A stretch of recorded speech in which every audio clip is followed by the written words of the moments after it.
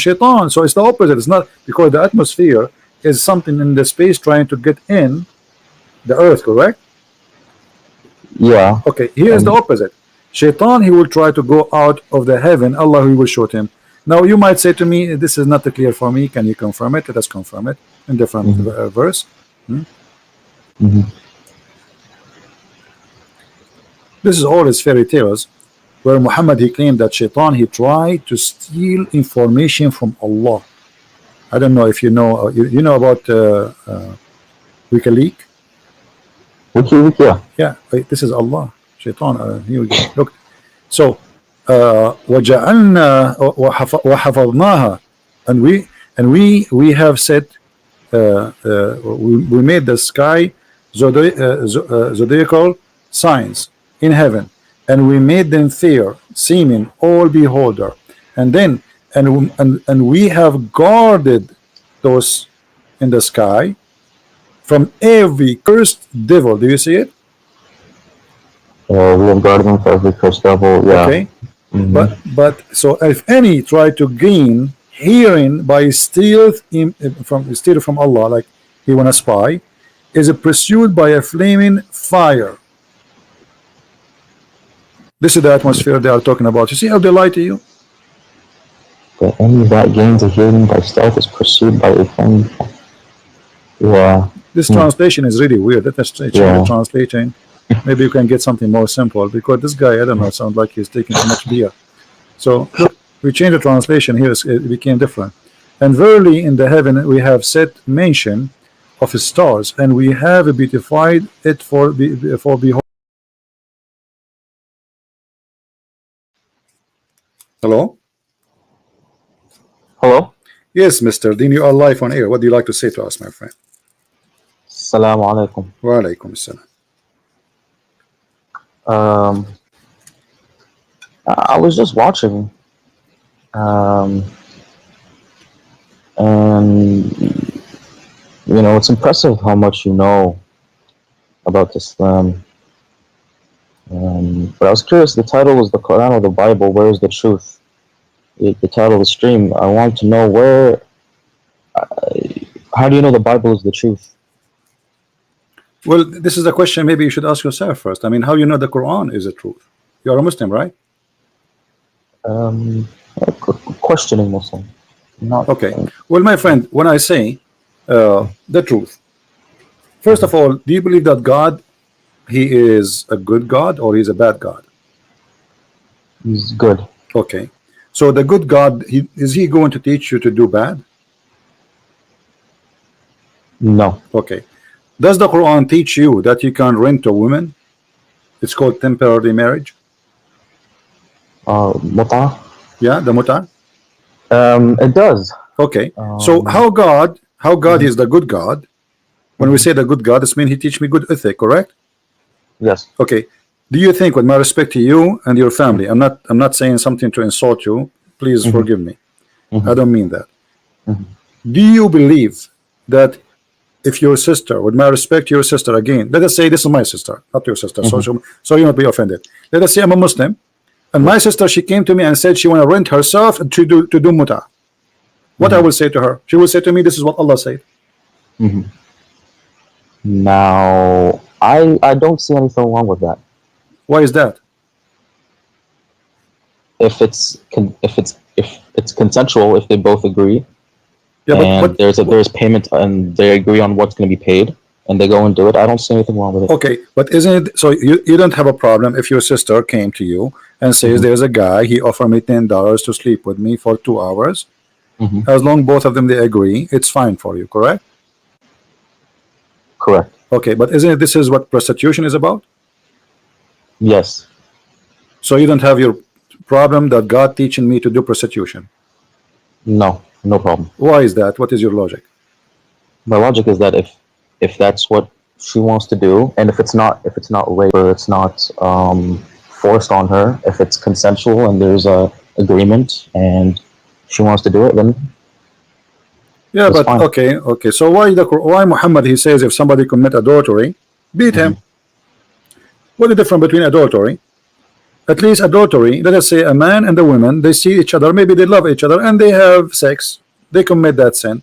So why, if you and a woman, she agree with payment, it's okay, but the women who don't take off her panty for money, she will be punished? What a difference. Both of them are not married. Mm.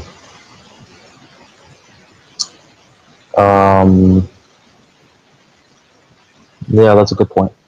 Okay. Let me I'm not going to choose for you bad points about Islam, but obviously this is not an ethical, because if we spread prostitution, then even married men, they will practice that. So why we get married? If I'm going to sleep around with women additional to my wife, any woman she offer herself, I go in the elevator, a woman she says take me for $5, I do it. Okay, so what kind of society we will have, right? You're right, yeah. Okay, now if I am a person who is going to believe in Allah, and what Allah is expecting from me and what I am expecting from Allah, can you help me in that? What Allah expect from you to do, and what you expect Allah to do for you? Allah expects you to pray, you know, and to follow His orders. To pray to whom? And you pray to Allah. Okay, did the Prophet order you to pray for Muhammad? I mean, you're not praying to Muhammad. He's part of the prayer, but he's not. Yeah, you are praying for Muhammad, but not to him. I understand, correct? Right. Okay. So why you need to pray for Muhammad? Because he's the one who sent the message. Okay. But isn't it? Do Muhammad need your prayer? Did Allah bless Muhammad already? Is Muhammad going to heaven? You're not praying. I don't know what you mean for Muhammad or to Muhammad. I don't know where all this is. At the end of the day, it's praying to Allah. Okay. You speak Arabic, right? The not classical, the slang Arabic. Okay, I will read and you help me if you don't understand. إن الله وملائكته يصلون على النبي يا أيها الذين آمنوا صلوا عليه وسلموا تسليما. Allah and the angels are praying on Muhammad. Allah, He prayed to Muhammad, but He on Muhammad, actually He prayed on Muhammad. Now, but Allah, He prayed for who or to who? Sallu ala. When you say sallu ala, yeah, it's not really. That's not prayer in the sense of, you know. What is this? إقام الصلاة أن الله وملائكته يصلون على النبي يا أيها الذين آمنوا صلوا عليه وسلموا. Yeah, يصلون على. That's the importance. When you say يصلون على, it's more blessings on. Not okay, but hold on. Actual. Hold on.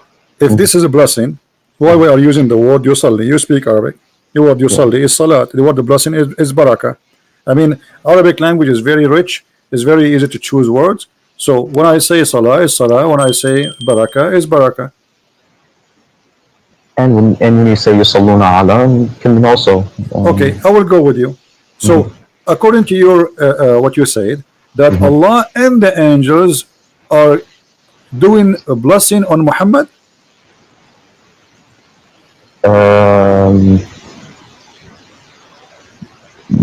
Yeah. Okay, I will go with you. So if Allah already blessed Muhammad, what the angels can do more? Where is the blessing coming from? Is the blessing coming from the angels, from me, from you, or from God?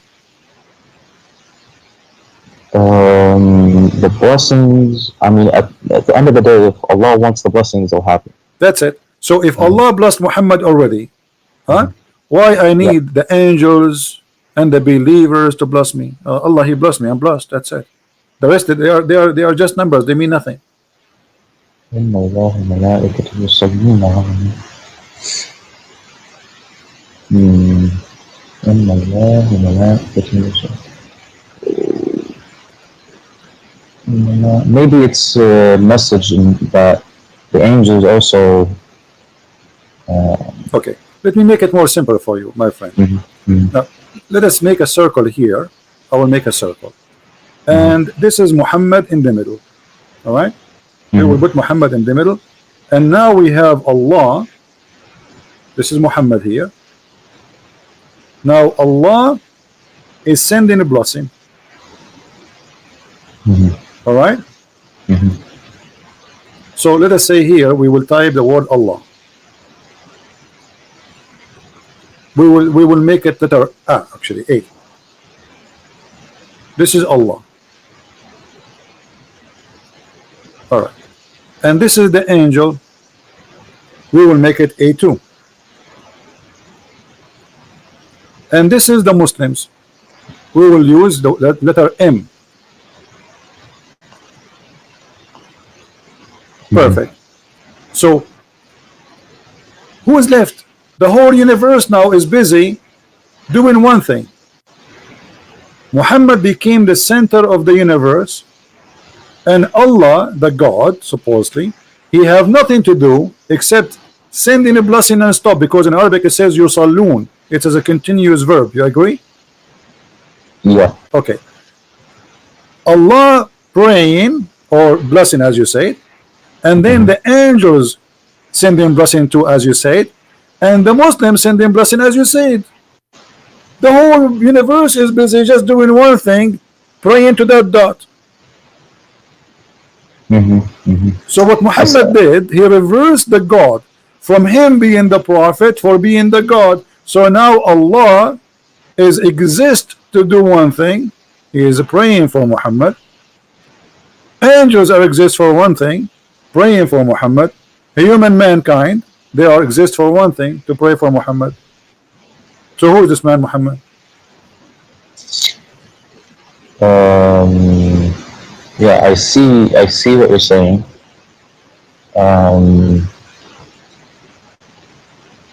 Now, yeah, it seems like, now what is, okay, so obviously I don't, there's some confusion. What, do you know what the tafsir says for this, or? My friend, doesn't matter. It says, as you said, you know, Allah, he pray on the prophet, and etc., and he sent his contribution for him, and he glorify him, you know, etc. But this is very silly, because it should be the opposite. It should be the prophet and the angels and the believers praying to Allah, not Allah and the angels and the believers praying to Muhammad. Yeah. Okay. Yeah, yeah, that makes sense. Okay, I will show you one more thing. Okay. But it has a connection with this, what we showed you now. If you have a fight and you have two wives, who's going to help you in the fight? How many people you need to take your side? If you have a fight with, let's say you are married, you are married to two women. You know, do you need an army? Do you need who's going to help you? I don't know. This is between you and your wives. This is something personal. You do not need anyone, right? Aren't you man enough? Correct? I'm not married, no. I'm not saying that. I'm saying, isn't it the man is enough to? Isn't it the Quran chapter 4 verse 34? It says, "الرجال قوامون على النساء." The men are in charge of the women. So yes. If a man have a fight with his wife, he is the one should deal with it, right? Not somebody else, correct? Yeah. But read with me this. Muhammad. Let us choose different translation just to make it more simple, because this guy, he add too much spice. Here we go. Muhammad, he have a fight with two of his wives, Hafsa and Hafsa and Zainab, I think. So the Quran making a story about it, that if those two women, they don't repent, who is going to take the side of the prophet? Because two of them, they are against the prophet. Look how many. If you don't turn into repentance to him who? Allah. Your heart are indeed inclined, which means you became a kafir. Look who is going to take the side of Muhammad in this fight with two women. And if you back up each other against him who? Muhammad, truly Allah is his protector. Okay, is that enough? No. And Jibreel, what Jibreel have to do with this? What Allah have to do with this? I mean, the guy, he have a fight with his two wives. Why Allah is, this guy is talking like, is if the Roman, they are sending him a letter, says we will have a war with him, I say I understand. This guy is going to face an army, he need God to help him. Muhammad is fighting with two women, they are 5 foot tall. Truly Allah is his protector, and Jibreel and every righteous one among the believer. And furthermore, all the angels. Do you see what happened here?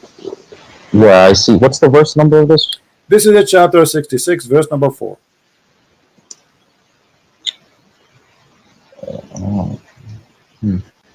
Okay. Yeah, so, I see. So what happened here, my friend? Listen with me carefully. The same as what happened before. We have Muhammad. We will make another circle. And we have Muhammad in the middle. Muhammad now needs protection from two women. So who is involved with this fight? Muhammad, he got the following names. Jibreel,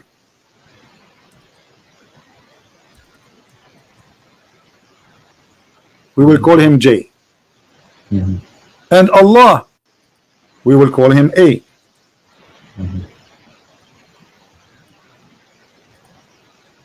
And Muslims, we will call them M. And all the angels in the world. Who is left? Yeah.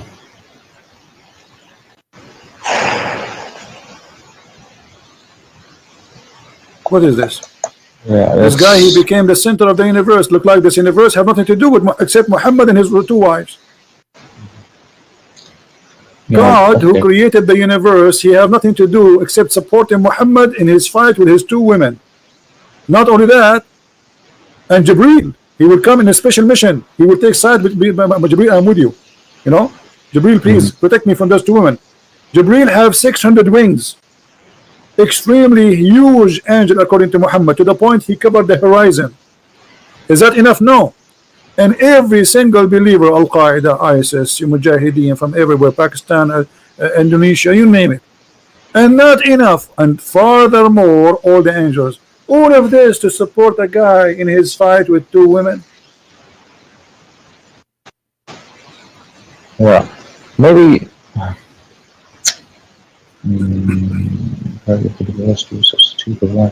maybe he's Allah's trying to, he's sending a message. My friend, the messages are no problem. He can say to them, obviously, you see, look, Muhammad, what he's doing. Muhammad, he is here taking advantage of God. Anytime he needs something, he used God's name to control them. He could not control them no more, so he told them Allah is against you. But look what he did by making it the way he did it. He make it too much exaggeration. It's obvious it is a lie. Because he can say, Allah said you have to repent, and that's it. Right?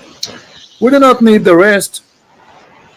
And if you go against him, Allah is his supporter, Jibreel is his supporter, the believer is his supporters, and the angels are going to be in his back. What is this is about? Are we going to, is that the end of the time? Is that a judgment day where two armies are huge, are going to destroy? It's two women. Yeah. So what's your point? I don't. So you're saying my point is that Muhammad, he is the center of Islam, and the rest is just character, like in the stage. You know, you put decoration. Well, he's obviously very important. No, not obviously is important. He is God. He is the God. Everything serve him. God, he serve him. Allah, he serve him. Jibreel serve him. The believer serve him. Everything exists is for him. But not everything in the Quran is benefits the Prophet. What do you mean? Did Muhammad, he make verses saying any Muslim woman, she can give herself to the Prophet so he can do boom boom with her? I don't. That's in the Quran or the Hadith? Yeah, this is in the Quran. Chapter 33, verse number 50. Any woman she offer herself to the Prophet, and this is only a privilege to thee. Why Allah will make a special privilege for boom boom privilege? Muhammad already have 13 wives, thousands of sex slaves. Why he need to say that Allah said to me, it is lawful for you the following women? Look how many counting he is. I mean, this, you get dizzy. Oh Prophet, we made lawful for you the wives. Well, thank you for telling me. I'm sleeping with them since the last century. I mean, this is silly actually to say to me that. Imagine I'm sleeping with those women since the last century, and now you say to me, I made it lawful for you your wives, or they are already his wives. What are you talking about? Don't you think it's too late? And whom has paid their door, and whom who your right hand possess, which means the slaves you own. Anyone you slave you own, you can jump on her. And the prisoner of war, and whom Allah assigned to thee. It's Allah assigned to you. This is a sign of Allah to take off their panty. And the daughter of your uncle, and the daughter of the partner uncle, and the daughter of your auntie, and the daughter of and the daughter of the daughter, and any believing women she offer herself to the Prophet. And look what they say in Arabic, in English here. And any believing women who dictate her soul. Her soul.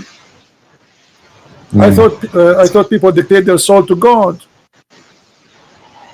Wait, where does it say? Which one for you? Where's the soul? Right? It says there in English. Oh, okay, okay now.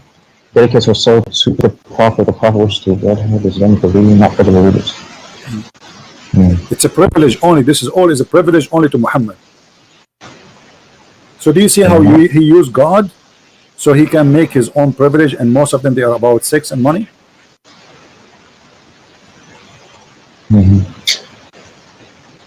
What this have to do with God, my friend? What do you think? What this have to do with God? Why God is saying any woman she can give herself to the Prophet? I mean, you told me that it's okay for you to do muta. Okay. Now, what this is about?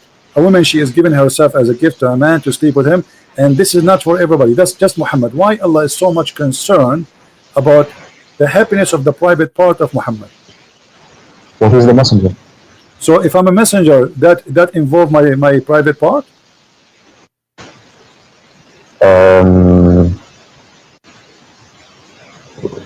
So now if I'm a messenger, I just say I'm Muhammad now, and there's like a million women watching me. I say, hey women, send me a message. Who want to sleep with me? Who want to give herself to me? My name is Muhammad. Is that what you're saying? So because I'm a messenger, I can sleep with all those women? What does that mean? What does that have to do with God? Is Muhammad is a servant of God, or is he a servant? He's a private part. Servant of God. Okay, so what does have to do with him? Why Allah? Do you know what we say when you say Allah is God? What does that mean? Imagine all those galaxies. You know how huge, massive the universe is. So imagine we are not even a dust, and the God who created all of this, he is writing a verse about women taking off her panty to Muhammad. Don't you find that this is something very fishy? I do, yeah, but in the same way, I find it like if you talk about the Bible and you start talking about how God cares that we, mix fabrics, or we care with these little things, it's the same thing with all any of the books you're talking about. The Bible has some stuff like that. No. The Bible does not have a stuff like that. Let me explain to you what you're talking about. Don't eat whatever. Don't eat. This is the law of surviving. This is not the law which is God gave to Moses. God gave Moses the 10 Commandments, and then Moses, he is the leader of his nation. So in order to survive, he gave them orders to follow. He's a king and he is a prophet in the same time. So don't get close to the camp if you want to do poo-poo. But this is have nothing to do with God. This is about hygiene and how to preserve yourself. Because you do. I think I lost him. So when Moses he gave those command, it was to preserve his nation from being sick and ill and etc. But this is not God that's talking about those things. So here we have a prophet who is subjugate. And okay, why Moses did not make a verse says any woman she want to give herself to Moses? Here we go. Moses is a prophet. Well, Why Isa did not do the same? Why Abraham did not make the same? Why any of them did not make the same as Muhammad? Why Muhammad is unique when it's come to sex and money? I mean, maybe they did. We just don't have their words. No, show me where. Neither in the Bible, neither in the Quran it says that.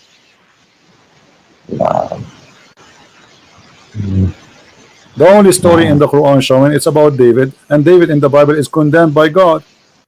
David in the Bible accused David to be a criminal. His hand is full of blood. While in the Quran, you know, the story is there is amazing. So why this man is subjugating God for his benefit?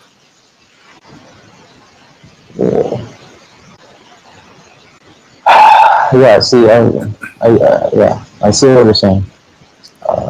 But there's, you know, it's maybe, I mean, it's in there for a reason. You know, it's, and obviously not a lot of people believe, so that's, All right. I just have to read, I have to read into it more. I gotta read the tafsir, I gotta, you know. In chapter 36, verse number 21, it says, obey those who ask no reward for themselves. Do you see it? I follow those who do not ask of you payment in their life.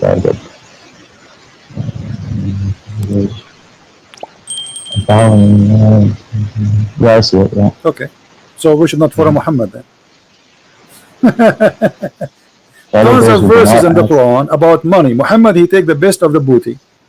Safiyul Maghnam. Muhammad, he take the fifth of the booty. The best of the women. Muhammad, he made himself above all mankind. Any woman she can offer herself. Muhammad, he can marry a woman without even paying her, which means without even marriage. He just take her to bed. So the Quran itself contradicting the Quran. The Quran says, and by the way, those verses is about the disciple of Jesus. This is a chapter 36, verse number 21. 3 messengers were sent by Isa, supposedly the Messiah, and one of them is Paul, and the second is John, and the third is Peter. So those three, they said to those who they are speaking to them, obey those who ask no reward of you for themselves. So this is the guideline. If somebody is decent, he will not ask for a reward for his own benefit. Do you agree with this logic? This is a good ethic, right? Yeah. Okay, so why Muhammad is not following this ethic? Word. So what you mean? He never. What would he ask for money? My friend, the Quran says that the fifth of the booty is for Muhammad. Al khumsu lillahi wa rasulih. You never heard of that before? Oh no, yeah, I have. Okay, you haven't or you have? I have. Okay, so the fifth of the booty and the best of the best of the booty, and verses about any woman she want to give herself to the Prophet. So why Muhammad is not following the guideline? Did you hear me? Hello?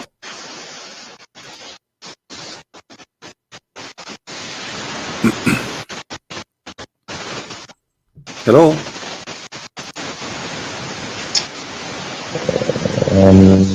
Yeah, you're cutting out a little bit. All right. This is chapter 8, verse number 41. It says that Allah he says, hello?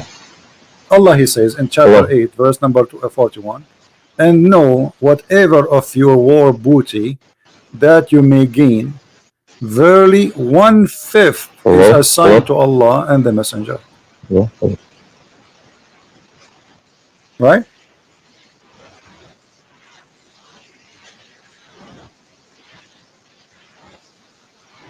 And this is a theft anyway. Yeah. So so how we can make two verses work? One saying that to follow, yeah, he have a bad connection. You can tell, maybe he's in the Middle East or something like that. So obey those who ask no reward for you. Right? And this is what even Paul he was saying. Like they accuse him of lying. He says, if my lies is to glorify God, what lie I am doing, right? I'm not asking for any reward from myself. This is from the Bible, actually. Muhammad is copying it. If we go to the interpretation, we will find that this is about Paul and Peter and John. So ask not or follow not those who ask you for reward. But Muhammad did not follow this verse. Muhammad did the opposite. No, he's an Arab. He's not an Indian. How is an Arab Indian? You're funny.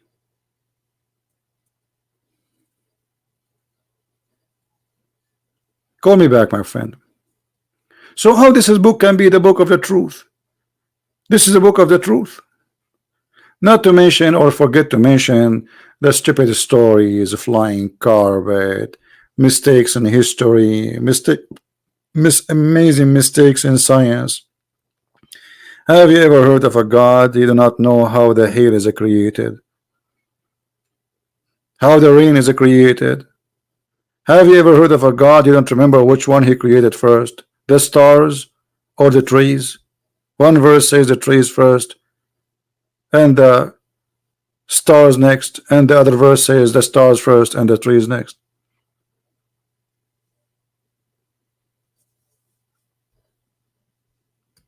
Yeah, I think this guy, he will leave Islam soon. Let us call him back.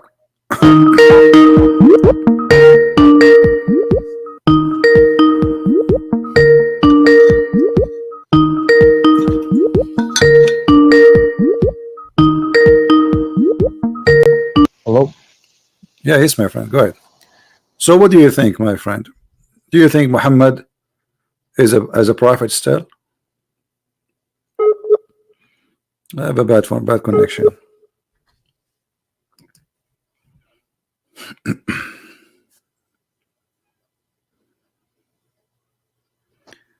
David, one more time you say that, I will go to block you.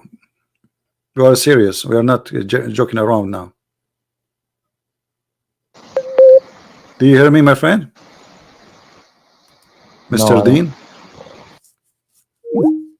You have a bad connection.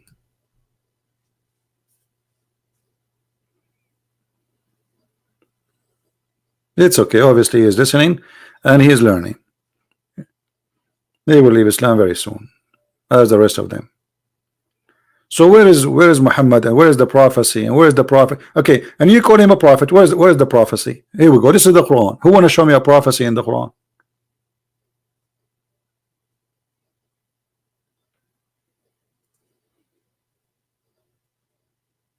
Who is a Muslim want to show me a prophecy in this book?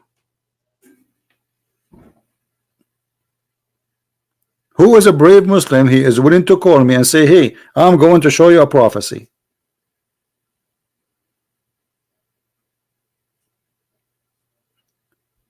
Do you remember the chapter? It's called the chapter of the Kafirun, which the Muslims always recite for us. In Arabic, the name of Jesus, there's no Arabic name for Jesus. It is Yeshua, which is the same as Yeshua. This is the Hebrew name. There's no name in Arabic. If you go to a chapter of Al-Kafirun, this chapter alone is enough, and the Muslims always, they mention to us this chapter, Al-Kafirun. They are so excited to say it to us. Look what is this. Oh, you kuffar, I worship not that you worship, but those people, they worship Allah already. Those pagans, they worship Allah. So what do you mean you don't worship what I worship? Number one, stupid mistake. Nor I worship, you worship what I worship, but they worship Allah and he worship Allah. And I will not worship that which you worship. And look here what he said, nor you will worship that which I worship. And you know, anyone knows why this is a disaster? This verse alone? Who knows why this is a disaster? Who remember why? Let us see how many of you is doing his homework. Why this verse is a disaster? Big disaster.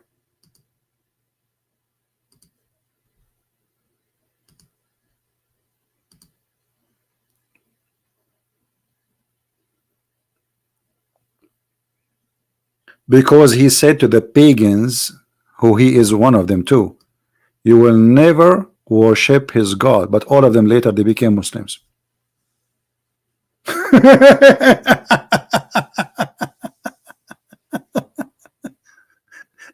You see how you say to them, and you will never worship what I worship.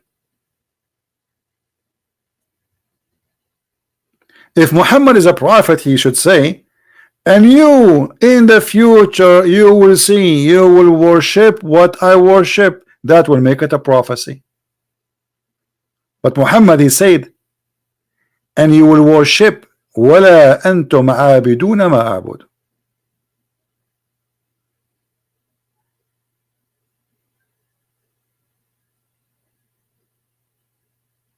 Muhammad, he got himself busted.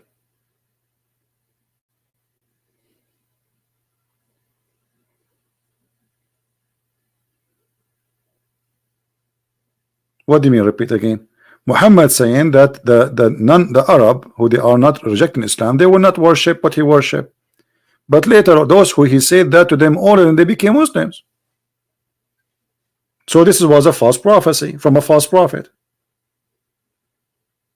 And supposedly the one is talking here is Allah. So there is no way Allah is God, yet he do not know that those people in the future they will become Muslims.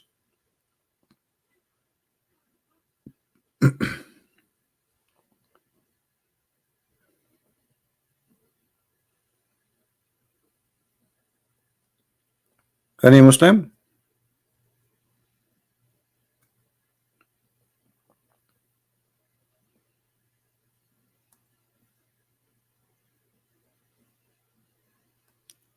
So those Muslims who come to us, let us summarize again what we learned today from the beginning.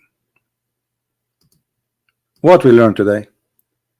We learned that when a Muslim he come to you, and he come and he say the Bible is corrupted, don't defend. Don't start quoting verses from the Bible. Yes, Dean. Assalamu alaikum. Wa alaikum assalam. Can you hear me? I hear you. Okay. Yeah. So my friend, what do you think about Muhammad? Do you think he's a prophet? Now he could. I mean, he could still be a prophet. I mean, what you showed me, you know, it's possible that Allah just gave him special rules, which is not. Okay. Okay. What make a prophet a prophet? What makes a prophet a prophet? Prophecies. But like what? Give me a prophecy. Where we have the Quran in front of us. If there's any prophecy in the Quran to make Muhammad a prophet? Do you see the verses we are showing on the screen? The Kafirun? Yeah, I see. Okay. If you go and read the interpretation, you will see that those people who Muhammad he said that verse to them, all of them they became Muslims later. So this is a false prophecy. How he said to them, nor you will worship that which I worship, and later all of them became Muslims. Nor will you worship, nor will not worship that which ye have been wont worship, nor will you worship that which. So he's saying you won't worship which I worship, and then maybe they become fake Muslims so they don't get killed. If I say to you, you will never become a Christian, and then after 2 months, and I claim to be a prophet, and then after 2 months you became a Christian, that's mean I'm a false prophet.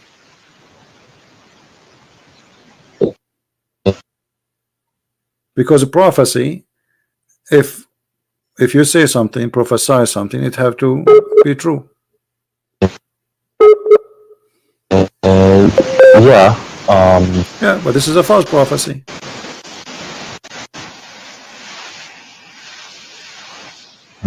Well, who is he talking to here? No, will you worship that which I worship. People of Quraysh, is it right? The Arab, but all of them they became Muslims in his time, not after. In his time, during his lifetime.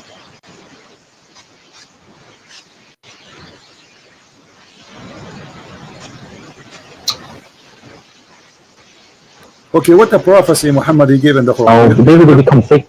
Do you fake remember Muslims because anything? anyone get killed. Forget about this one. Do you remember anything Muhammad he said became a prophecy, come to be true in the Quran? He, I will give you one. Muhammad, I will help you. Have okay, you ever heard a Muslim okay. saying that Muhammad he prophesied that the Roman after they lost they will win? He said, yeah, he said that the Romans were defeated, or they will be defeated. Okay, this is a Or they chapter, went up. chapter 30. The Roman have been defeated in the close by land, and after a few years they will defeat. They will be victorious. In Arabic it says بضع سنين. في بضع سنين. The word bada is between 3 to 10. Based on the history, that will be wrong, because it took many years after that, more than 16 to 17 years for the Roman to accomplish. However, the hadith says, and this is what the Muslim they say to us, remember it's not me. The hadith says that Muhammad he said that verse after the Roman became victorious.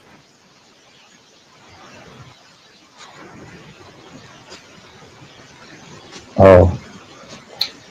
So how this is can be a prophecy? No, well, this is not a prophecy. Okay.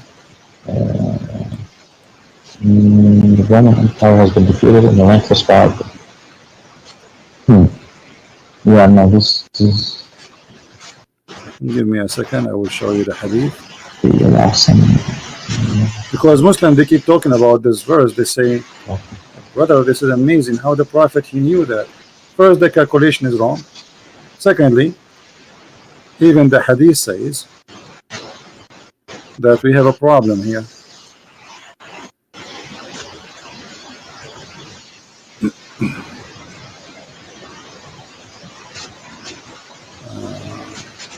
Second.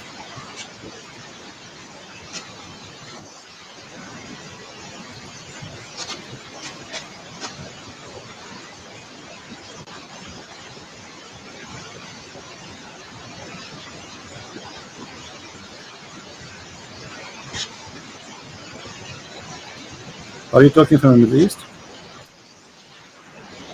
No, I'm in the US. Why you have a very bad connection? I don't know. All right. Let us see. I'm just trying to find you the hadith.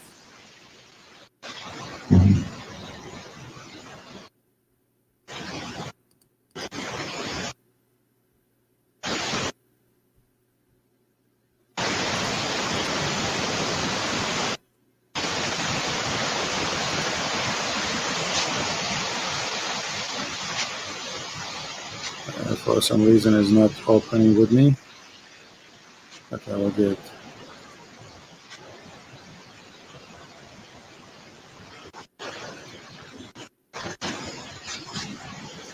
Just to show you how Muslims they say things it doesn't make sense and it's not even honest when they say it. Or maybe some of them they say it without knowledge, you know. Many Muslims they speak without knowledge. Alright, here we go. We found it finally, thank God. Sometimes you want something, it doesn't come. Alright. Let us put it in the screen.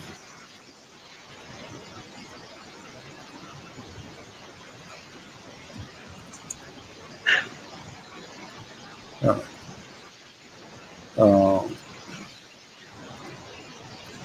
Do you see the screen? I see your books right now. Alright. What about now?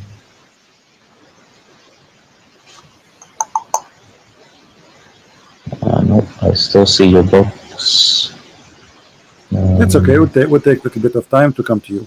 It says here that in the day of Badr, the Roman had victory over the Persian. So the believer were pleased with that. Then the following verse was revealed. So the claim that this was a prophecy, Muhammad he said that verse before it was a lie. Yeah. Okay, I still, can you give me which hadith it is? I want to Well, read it. this is Jami' al-Tirmidhi and it is Sahih. It's Sahih? Yeah. Oh, here.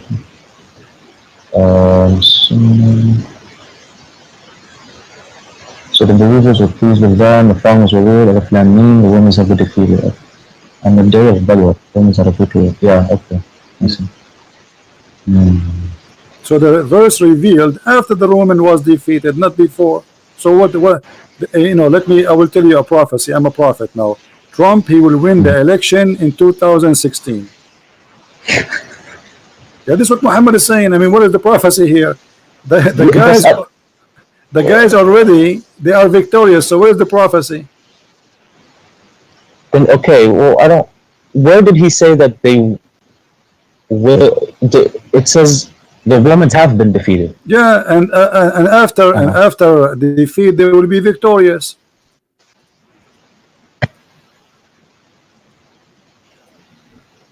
Oh, okay. He said that we will have the victory. Okay.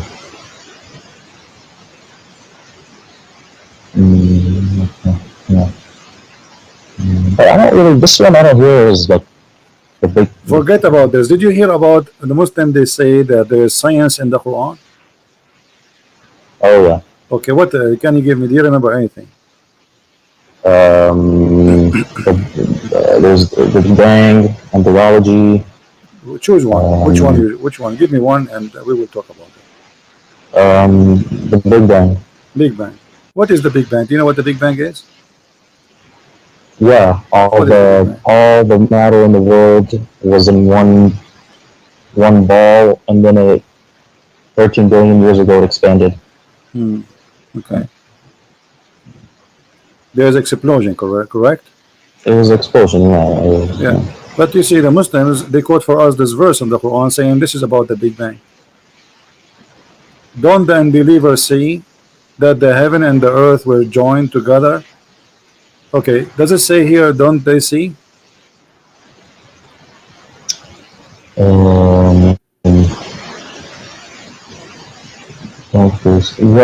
me, what's the verse? What's the verse number? Chapter 21, verse number 30.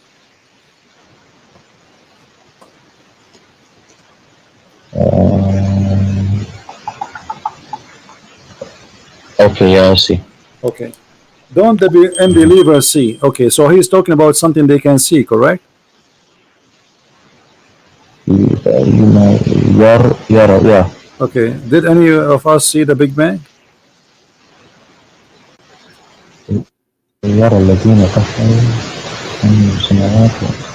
No, but Okay. Yara. Alam yara. Didn't they see? Didn't they see? Correct? Didn't they see?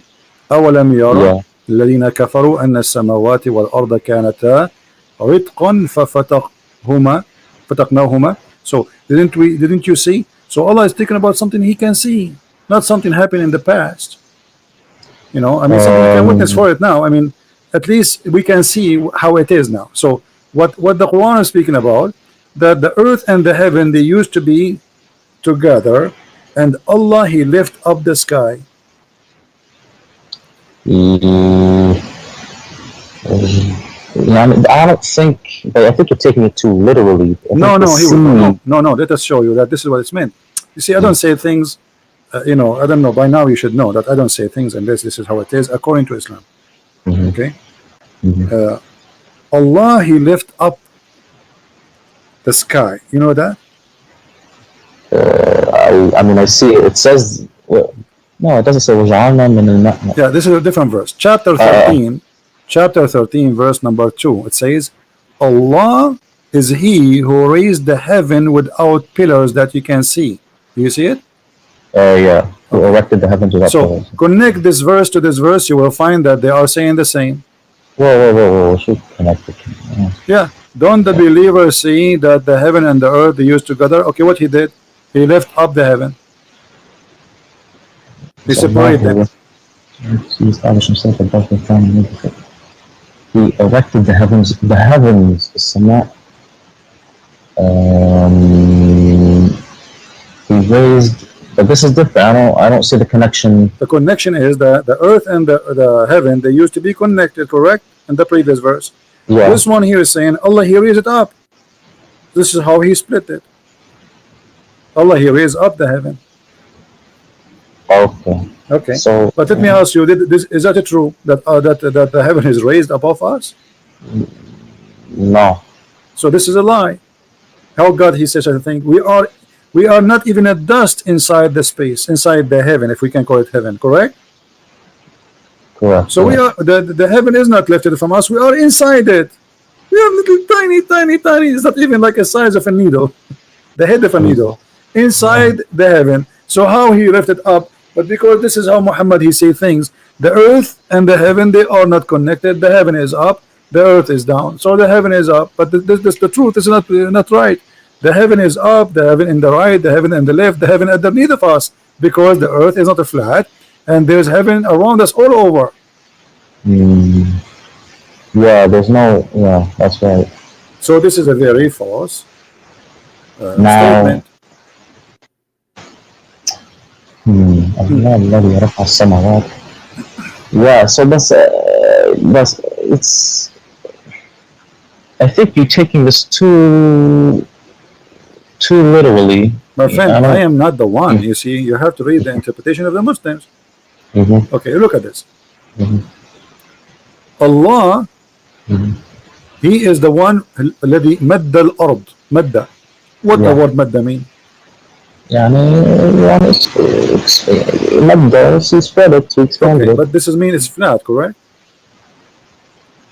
In Arabic, we say the madda is the carpet.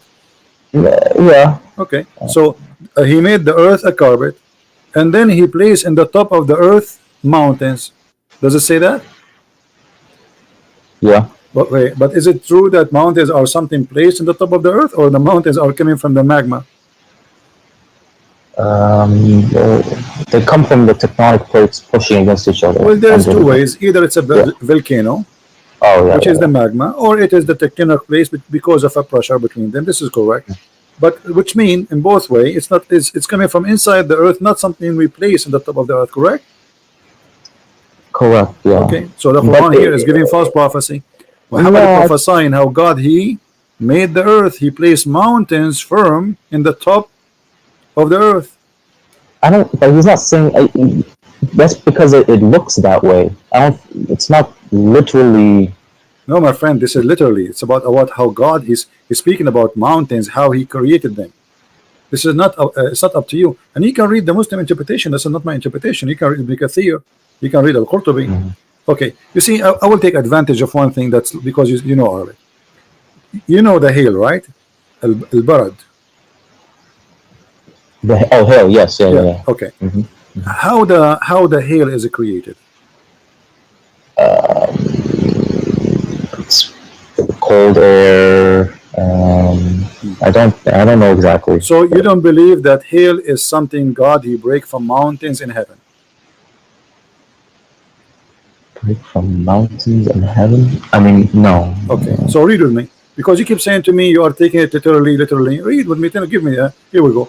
ألم ترى أن الله يزجي سحابا ثم يؤلف بينه ثم يجعله ركاما فراق ودقا يخرج من بينها. Then he says وينزل من السماء من جبال فيها من برد فيصيب به من يشاء. Allah is talking how he make the rain, and now he's talking how he make the ice. Okay, where the ice is coming from? You speak Arabic? Yeah. Okay.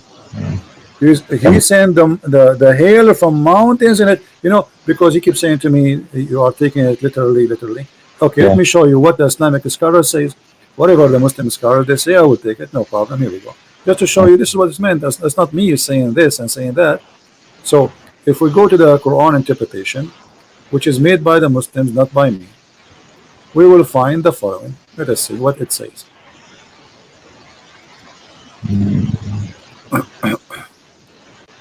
This is a chapter 24, verse number 43.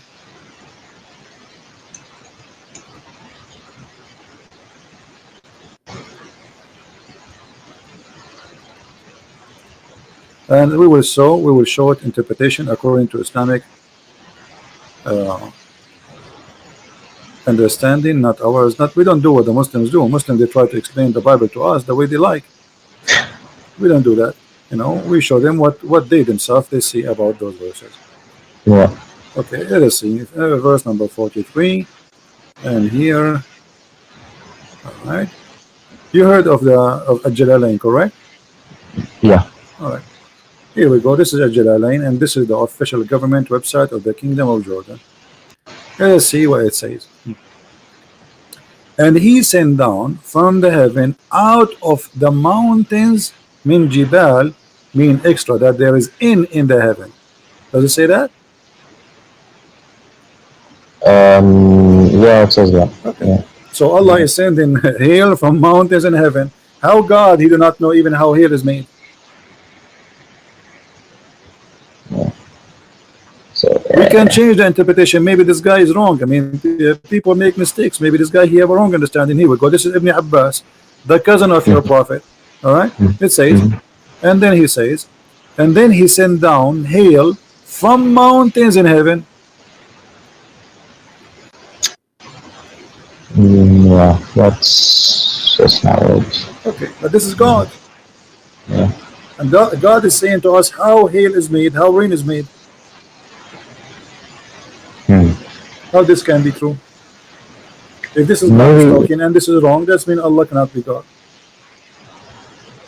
Yeah. Give me another miracle, scientific miracle. Forget about all of this. Until now, we prove nothing to you. No problem. Yeah, it's okay. It's okay. I have patience. Tell me, give me another one. I'm here. Will you enter the morning? Go ahead. I'm here in your service, my friend Dean. Thank you. You're welcome. I mean, I hear there's the unique fingerprints. Fingerprints, no problem. But I want to show you today how, my friend, with my respect to you, you are a Muslim. I'm not trying to insult you. I don't mean you when I say Muslims, they lie. But they lie. Your brothers in real religion, they lie. You speak Arabic, so how this can be, I mean, how they can fool you, my friend. Here we go. This is about the word binan. Okay, let us see what the verse says.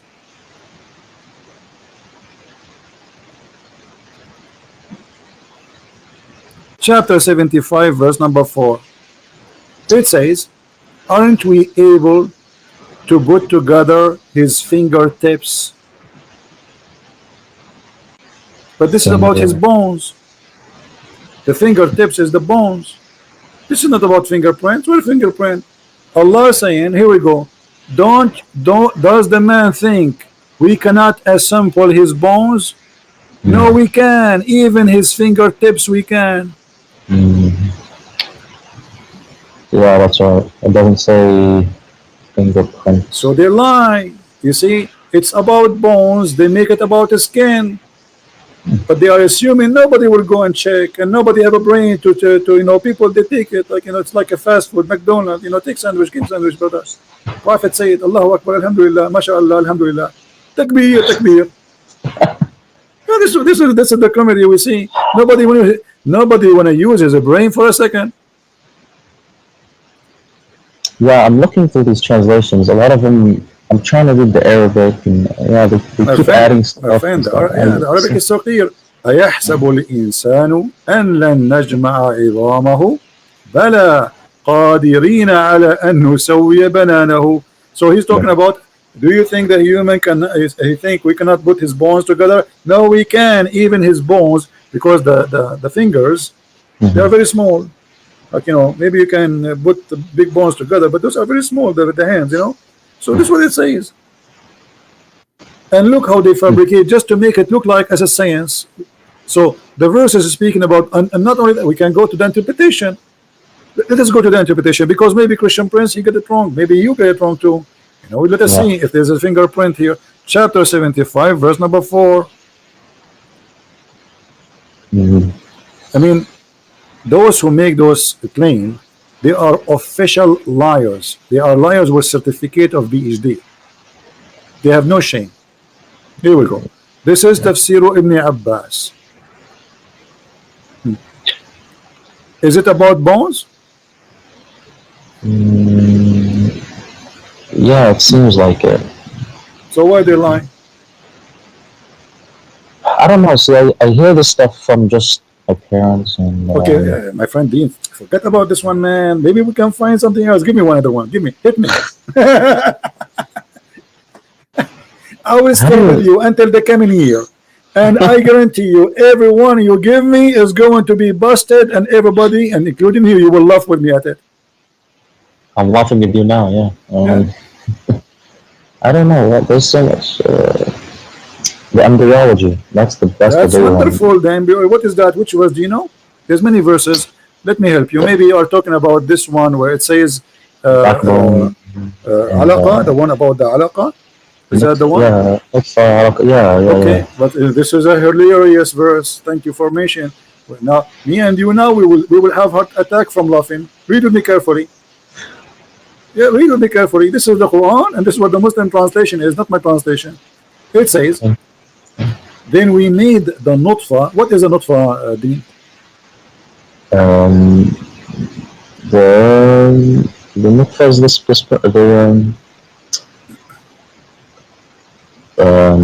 nutfa is the sperm.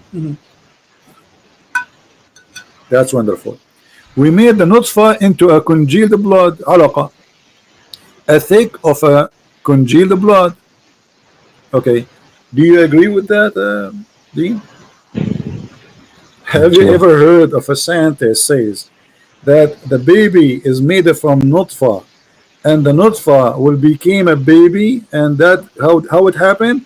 The sperm became blood, and then the blood became a lump, and then the lump became a flesh or bones.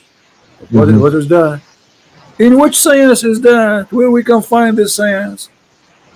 The sperm of the man go to the women and fertilize the egg. The one will grow is the egg. It's not the nutfa, correct? Well, yeah, there's the egg. Yeah. Yeah, the egg will become the one cell. It's a big cell. The cell became two. The two became three, etc. You know, so it's not the sperm will become what this guy is talking about. He's saying that the sperm of the man will become a congealed blood. Now, yeah, then you have the nutfa into a pot and then the pot into. But it's not. It's not wrong. It's It's wrong, my just. It's friend, not. because the sperm does not transform to be anything to do with the baby. The sperm activate the egg and deliver the DNA message, and that's it. Dissolve. According to the Quran, what is the first stage?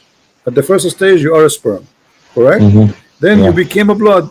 Go and check from now until the coming year and find me where who is the scientist who will say that the first stage is a blood.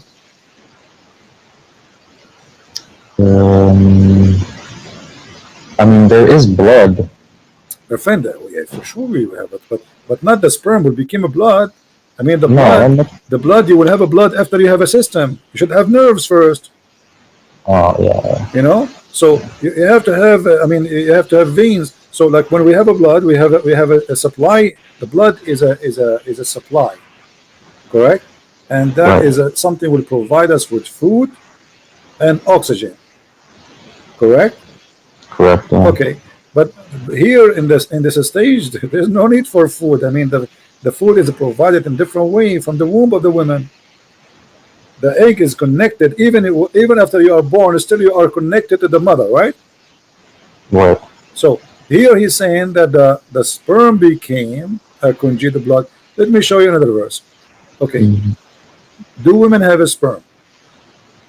Do women have no? Okay, Of course. chapter 86, verse number 6 and 7 says that there's a gushing fluid, sexual fluid, coming Mhm. from the backbone of the man and the ribs of the women. Where do you think the sperm of the man is coming from? Sperm from the it's coming from the testicles. Well, you are very close, but let us go here. According to the Quran, no. The the the the sperm of the man is coming from the backbone, and women have a sperm, and it's coming from her ribs. Is on brain is so beautiful. Yeah, I mean no. What? I don't see women here. Where do you see men, No, women? the word taraib in Arabic is the location of the necklace of the women. It is a word that has to do with the ribs of the women, and specifically the location of the women necklace. This is what taraib means. That's right. موقع القلادة. فرائض. ترائب الصدر هي العظام الرقبة التي تقع فيها القلادة. موقع القلادة من الرقبة للمرأة. So it comes from between the backbone of the man and the ribs of the woman. How is that? What kind of God do you think that the sperm is coming from a backbone, which is the last bone in your spine, and women have a sperm coming from her ribs? You know, let us go and see the interpretation. Maybe I'm wrong. Yeah, I have to. Yeah. No problem. Here we go. This is chapter 86, verse number 7. Let us go to Ibn Kathir. You heard about Ibn Kathir, right? Yeah, he's the big one. Yeah, he used to be in my school. Oh. Here we go. This is Ibn Kathir. Let us see what Ibn Kathir he said. Now the Muslim, they will say to me, what the Muslim they will say not now. They will say Ibn Kathir is an idiot. They will say he have an understanding. Yes, they will say that, but just to save Muhammad from being exposed, they will say anything. Look at this. This is Ibn Kathir, and he is explaining the verse. Let us see what it says. He is created from a water gushing forth, meaning sexual fluid that comes out bursting forth from the man and the women.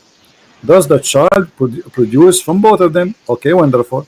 Now he continues saying, proceeding from between the backbone and the ribs, meaning the backbone of the man and the ribs of the women. Referring to hairy chest. And here the translation is not accurate. It's not hairy chest, it is the location of the necklace. What do you think? Do you agree that women, she have a sexual fluid which make the baby, and it's coming from her location of the necklace of the chest?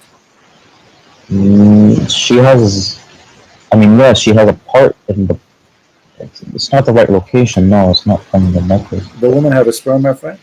No, no sperm, no. Yeah, but this is what it says. It says the baby, it says gushing fluid. It's a gushing forth liquid. It's a fluid. Do you see it? Yeah, it's a sexual fluid. So this cannot be the egg, because the egg is not sexual fluid. It's not even a fluid. All right? Right, yeah. Yeah, and not only that, Muhammad himself, he explained that. That's why Ibn Kathir, he read for us that the Prophet said. Let us see what the Prophet said.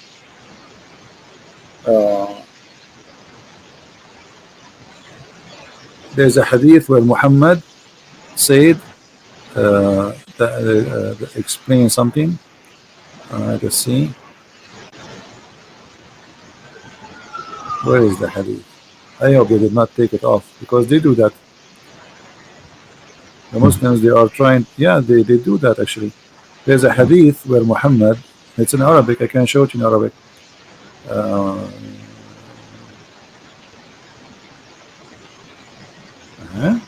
What happened to the hadith? Okay. Here we go. Actually, this is the hadith. This is the hadith from Muhammad. Proceeding from between the backbone and the ribs, the backbone of the man and the ribs of the women, and here he takes the explanation from Muhammad. The fluid is yellow and fine in texture. The child will not be born except from both of them, i.e. their sexual fluid. So what Islam teach, that the woman, she have a sexual fluid in her private part. That is a sexual fluid, which is the sperm of the woman, which is coming from the location of the necklace in her ribs. Do you agree with that? No. Okay. And do you agree that this sexual fluid, which is yellow and fine in texture, is the one who will make the baby? No. Okay. And the man have a sexual fluid which is thick and white. And this is what Muhammad, he said in the hadith. Let me show you the hadith so you don't say I'm making things up. This is the hadith of Muhammad saying the following. Where is the hadith coming from? As usual, from the box of the hadith.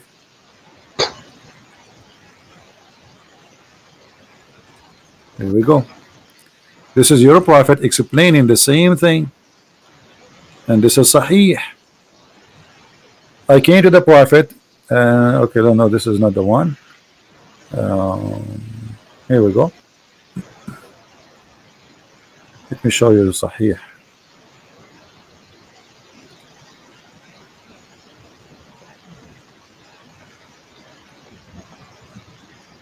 Here, the hadith saying, Anas ibn Malik reported from Salim, narrated, blah, blah, blah, blah, blah, blah, blah, blah, blah. Okay, anyway. Then it says, in case that the woman sees that she must take a bath, she sees what? She sees a dream. She have this charge. When a man sees sexual dream, and the woman sees sexual dream, he says, upon this, she asked him, a woman, she said to him, what I will do if I see, you know, I have orgasm. He said, upon this, he says, the wife of the Prophet, he says, does really this happen? Because the wife of the Prophet, she never had orgasm. So she looked like Muhammad is not doing a good job in the bedroom.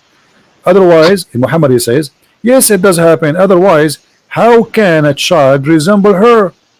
Man discharge, i.e. sperm, is a thick and white, and the discharge of the women is thin and yellow. Do you see it? So the one resembled comes from the one who you know, his orgasm comes first. In different hadith, the translation is more accurate. It says the one who comes first, he controlled the resemble the look of the baby. Here we go. This is the hadith, and this is Sahih. Read it. Yeah. The Messenger of Allah said, the man water is thick and white, and the women water is thin and yellow. Which of them comes first? That child will resemble the parent. Yeah, that's that. I don't think that's not right. Is the hadith is sahih? Yeah, sahih. This is very sahih. But I mean, yeah, I don't. Well, my friend, right. Dr. Muhammad, he knew best. Come on, we have to admit, me and you. Dr. Muhammad, he now. This is why if I get married, because by the way, I look very ugly. So if I get married now, I know because I don't want my son to look like me, and he will shoot me. Actually, he will shoot me immediately after the second he is born. So he look at me like he might go back where he came from after he see me. So what? By the wisdom of the Prophet, Alhamdulillah, now I will never have orgasm first, because I want my son to look like his mother. You know, actually, he will not like his mother because he cannot be a son. Because Muhammad here, he mean too, not only resemble as a look, resemble as a gender. I can show you the other hadith. It says, so if the one who comes first, if the man come first, the baby will be a boy. If the women come first, the baby will be a girl. So according to the Majesty, Dr. Muhammad, who is getting his knowledge from Allah, the women orgasm will decide, or the man orgasm will decide what the gender of the baby and how it will look like. But all of us, we know that this is stupid. And look, Muhammad, he made it clear. He said the water of the man is thin, the water of the man white and thick, correct? Yeah. He called them both water. And then the water of the women is a thin and yellow. And which one of them come first, that water will decide how the baby look like and his gender. But all of us, we knew that the sexual fluid the woman she have in her private part, if she's having sex, this has nothing to do with the baby. Yeah, nothing. And I remember another hadith that says Allah actually chooses the gender and then whether they're disbeliever or believer in the womb. Exactly. So I have to look. Here Muhammad, he is getting himself busted. So you are helping me. I'm going to hire you as an assistant now. So because in that hadith it says that Allah, he sent an angel, right? And then he write the destiny. But look, Muhammad, in that hadith, you see, there's something I like about your prophet. He cannot keep his mouth shut. So look what he said. Do you know how long the sperm of the human being can live? A couple of days, maybe? 5 days. Look what Muhammad said, my friend. I mean, your prophet is amazing. Look at this. Your prophet, he said. He said, not me. Remember, don't curse me. When the drop of semen remain in the womb for 40 or 50 days. Look, your prophet is very honest. Like he is not sure, like 40, 50. I don't remember what Allah told me, 50 or 40, 40 or 50. 40 or 50. I mean, What kind of a prophet this prophet is? Where he got the number 40 and 50 from? And then, so you stay. And by the way, it doesn't say. Yeah, it says actually 40 or 50. And 40 or 50, you are the sperm. And then the angel come and he says, Lord, good or evil? The guy is a sperm. Now you are thinking of, so you are a sperm, and now Allah is deciding what you will be. All right. In different Yeah. hadith, actually, Muhammad, he said the following, which is getting more funnier. Because you are 40 days as a, you see here, as a drop of semen, and then you became a clot of a blood. Yeah. And then at the end, Allah will decide male or female. Do you see it? Last thing. You see it? I see. Yeah, male or female. So the last thing is the gender. According to science, actually, gender is decided right away by the sperm. The sperm, when it go inside inside the egg, fertilize, and that sperm decide the gender is not what he's saying. According to Muhammad, the last thing is the gender. Here you will see the same. You know. Look, all those hadith, they are saying the same. Yeah. Read this one with me. This one is fantastic. This one we can make movie, me and you, about it. If you have money, we can, you know, we can ask Sylvester Stallone to be the, you know, we make him go back. We make a cartoon movie like he was a sperm, Sylvester Stallone, and now he go in a mission and he stay as a sperm in the womb of the enemy for 40 days. Look at this. Yeah. In the form of a semen for 40 days. Then became a clinging, it's not, doesn't say, it says alaqa, a congealed blood. For the similar period, so you are now 40 days as a sperm, and then 40 days as a blood, and then 40 days as a loom of a flesh. And that's it, the total is 120 days, the baby is done.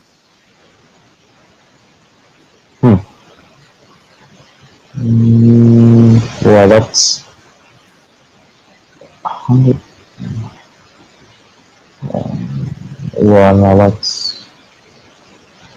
it's not right.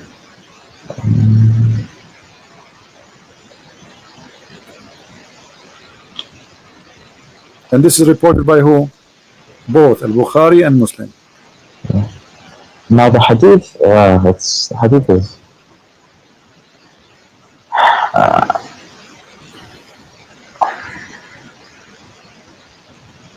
yeah, I don't like the hadith too much. You know, when the Quran, you see, I showed you the hadith to confirm what it says in the Quran, remember, right? Yeah, I know. Yeah. So because I wanted to say, because you said to me you are taking it literally, etc. So I'm showing you, this is what the Muslims understand it, and this is what Muhammad himself, he said. Forget about this. Give me another miracle. Forget about this. That nothing is working. Nothing is working. What I can do. Maybe you never know. Maybe this one coming one is going to work. Give me another one. Just last one. But the this one, try to choose something that can hit me in the head, break my head to pieces. Last miracle. I mean,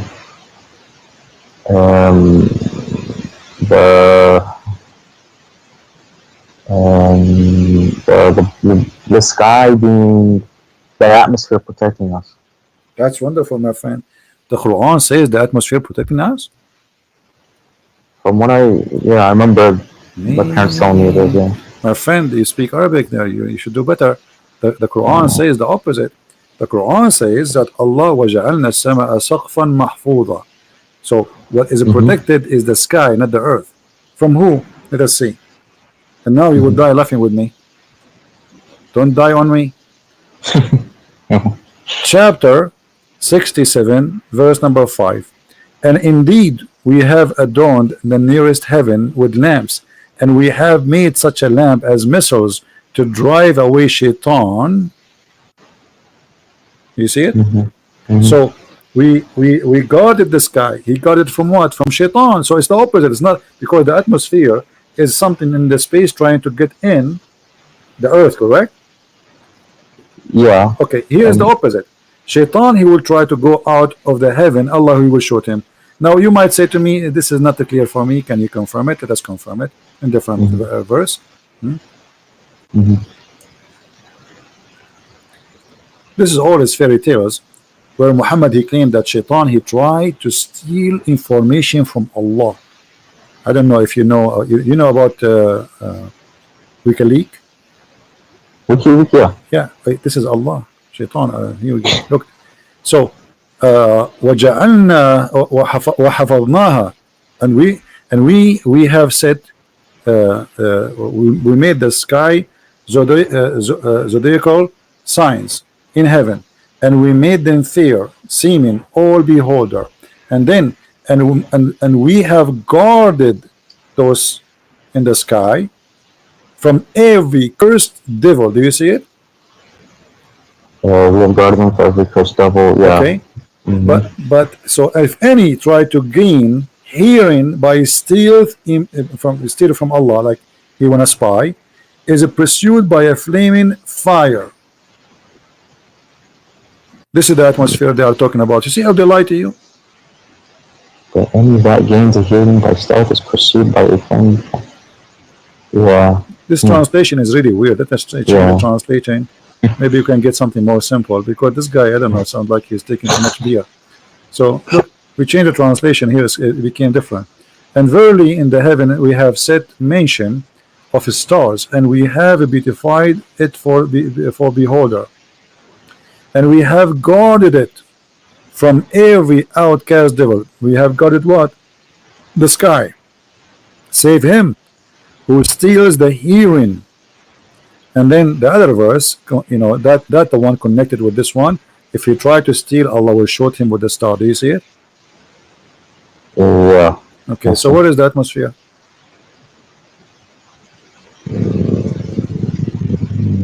Yeah. And here there's a mistake. You see, the same verse here, they say that this is about the atmosphere, but the verse saying that the stars is located in the nearest heaven. That's mean if this is, but yeah, it says the lamps in the lowest heaven. Yeah, okay, I see. The lamps, missiles. And the Shaitan, he live in the earth. So Allah, he showed Shaitan by a star. Do you know how big the star? Yeah, there's no. This is all his fairy tales for kids. I mean, come on, you are smarter than this. You really believe in this? Shaitan, he will steal information from Allah. He want to spy. Allah showed him by. So Muhammad trying to explain what was those things we see in the sky, especially he live in the desert, so he can see a lot of it every night. You know, they are living in the dark. There's no electricity. So anytime go outside, you will see the sky dark, black. You see nothing. So he look at the sky. He see those stars coming. He think those are shooting stars. He think those are really stars. And Allah shooting this the shaitan trying to spy at Allah, brother. Boing boing, like Star War. Yeah. Yeah, I see. Yeah. So where is the Yeah, I don't see anything. See, see, the thing is, I don't look in. You know, I just kind of hear what people tell me. I don't really look into actually reading the verse, but I'll have to go back and do some more reading, really try to understand. Yeah, you know your stuff, man. Let me see. The sky سقفا محفوظا. Allah, he made the sky like a canopy in the top of a mountain called Qaf. You know do you know Qaf? You heard of Qaf? No. Okay, did you hear about the chapter? It's called Qaf in the Quran. Oh, chapter. Yeah. Qaf. Okay. Qaf. If you ask a scholar, okay, what does Qaf mean? He says this is an azure mountain which is surrounding the earth from all direction. All right. Okay. So this is, let us go and see the interpretation. Here we go. From the narration of his authority Ibn Abbas, this is Tafsir Ibn Abbas, chapter 50, verse number 1. It says the following: that he said the interpretation of Allah saying Qaf. He said Qaf is an azure mountain overlooking this world, and the color of the sky takes from it. Allah swear by it. Do you see it? So what happened is that this is a mountain.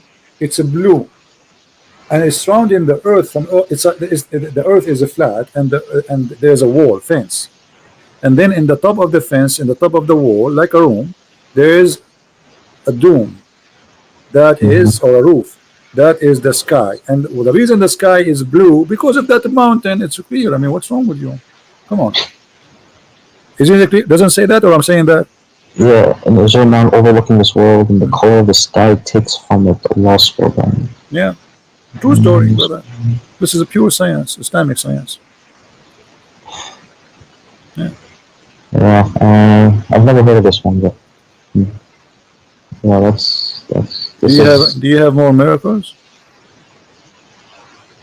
well, Come on, Dean, leave Islam, my friend. You are smarter than this. You are trying to, okay, well, obviously, I can tell you, you yourself, you are not convinced for a second with this madness. I've questioned it before, but I've never, I've never really actually looked into the miracles. Yes. My friend, anything, you see, bring me anything about this cult. This is the most silly, stupid cult ever you can imagine. Yeah, you speak Arabic, so you have an advantage. You see, they can fool someone. He don't speak Arabic. He know nothing about Arabic. They can say things that not exist there or fabricate. But you speak Arabic. I mean, how does it? Yeah, that's the biggest thing. I'm looking at the translation, and they're not. They keep adding stuff that's not in the Arabic. So no. It is in the in the translation, correct? Yeah, but actually, but do you know that Ibn Kathir in Arabic is like disappear totally in English? There's hundreds of pages from Ibn Kathir in Arabic is taken away from the English translation. I can't find why. They took it off. Anything will look embarrassing for Muhammad. As an example, the story, if you go to read Ibn Kathir in English, read the story about Al-Gharaniq. You heard about Al-Gharaniq, right? When Muhammad, he says, the three daughters of Allah, their intercession, it's a must. So, all the story there in Ibn Kathir, what happened exactly is gone. You open Ibn Kathir in Arabic, you speak Arabic, open Ibn Kathir in Arabic, open Ibn Kathir in English website, and read, you will see it's gone. The story of him bowing down is gone. The story what he said is gone. Everything is gone.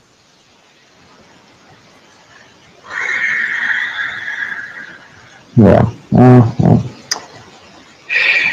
What else? What else they told you? Well, I'm out of miracles. I don't. I mean, even guys, they say even the Quran. Our friend Dean, by the way, I welcome you to call me anytime. You are a nice person. But our friend Dean is out of animation. So, okay. So when I originally called, so I see, and you're doing a good job of proving that the Quran, the truth is not in the Quran.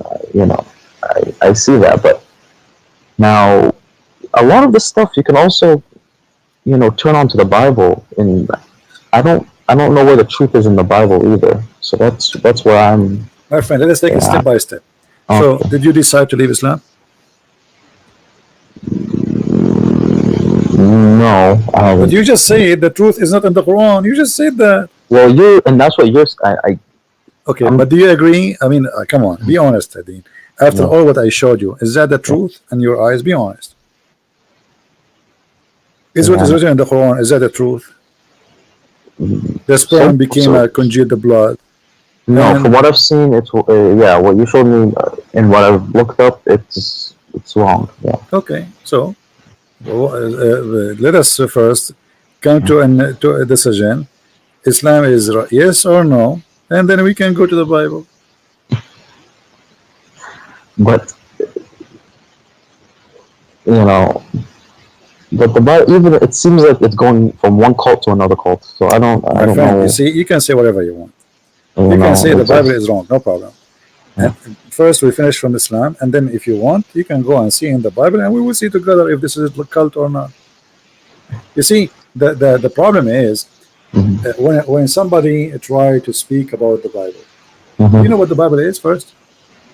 It's a collection of 66 books. Yeah, but what it is? It's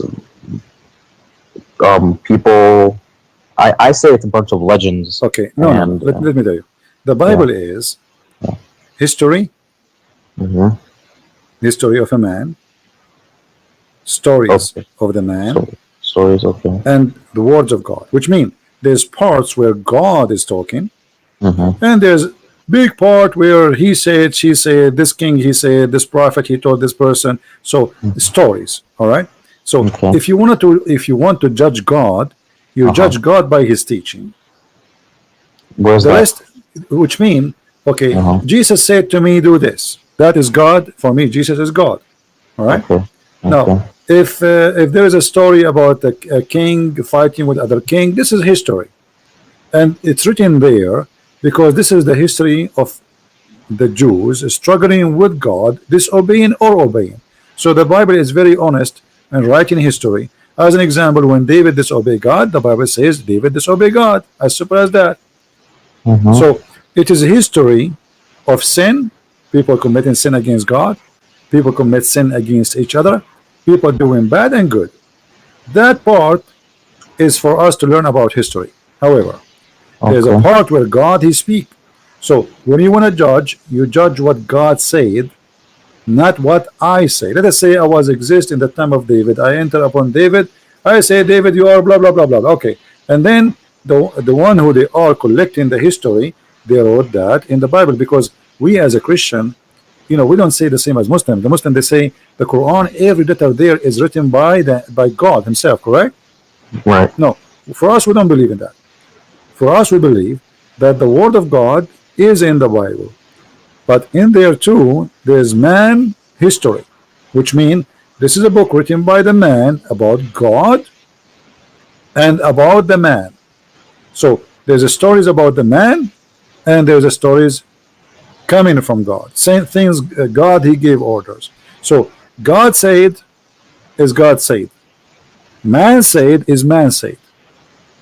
Okay. You Now, need, how do you know it's coming from God? it says there. It says, So because it says it's coming from God, that means it's coming from my God. friend. Okay, yeah, The but Quran yeah. says No, no, no, no. You it's see, from God. but So what do you? you can prove easy what is can be from God, what is not. Just the same. We can use the same method we use here.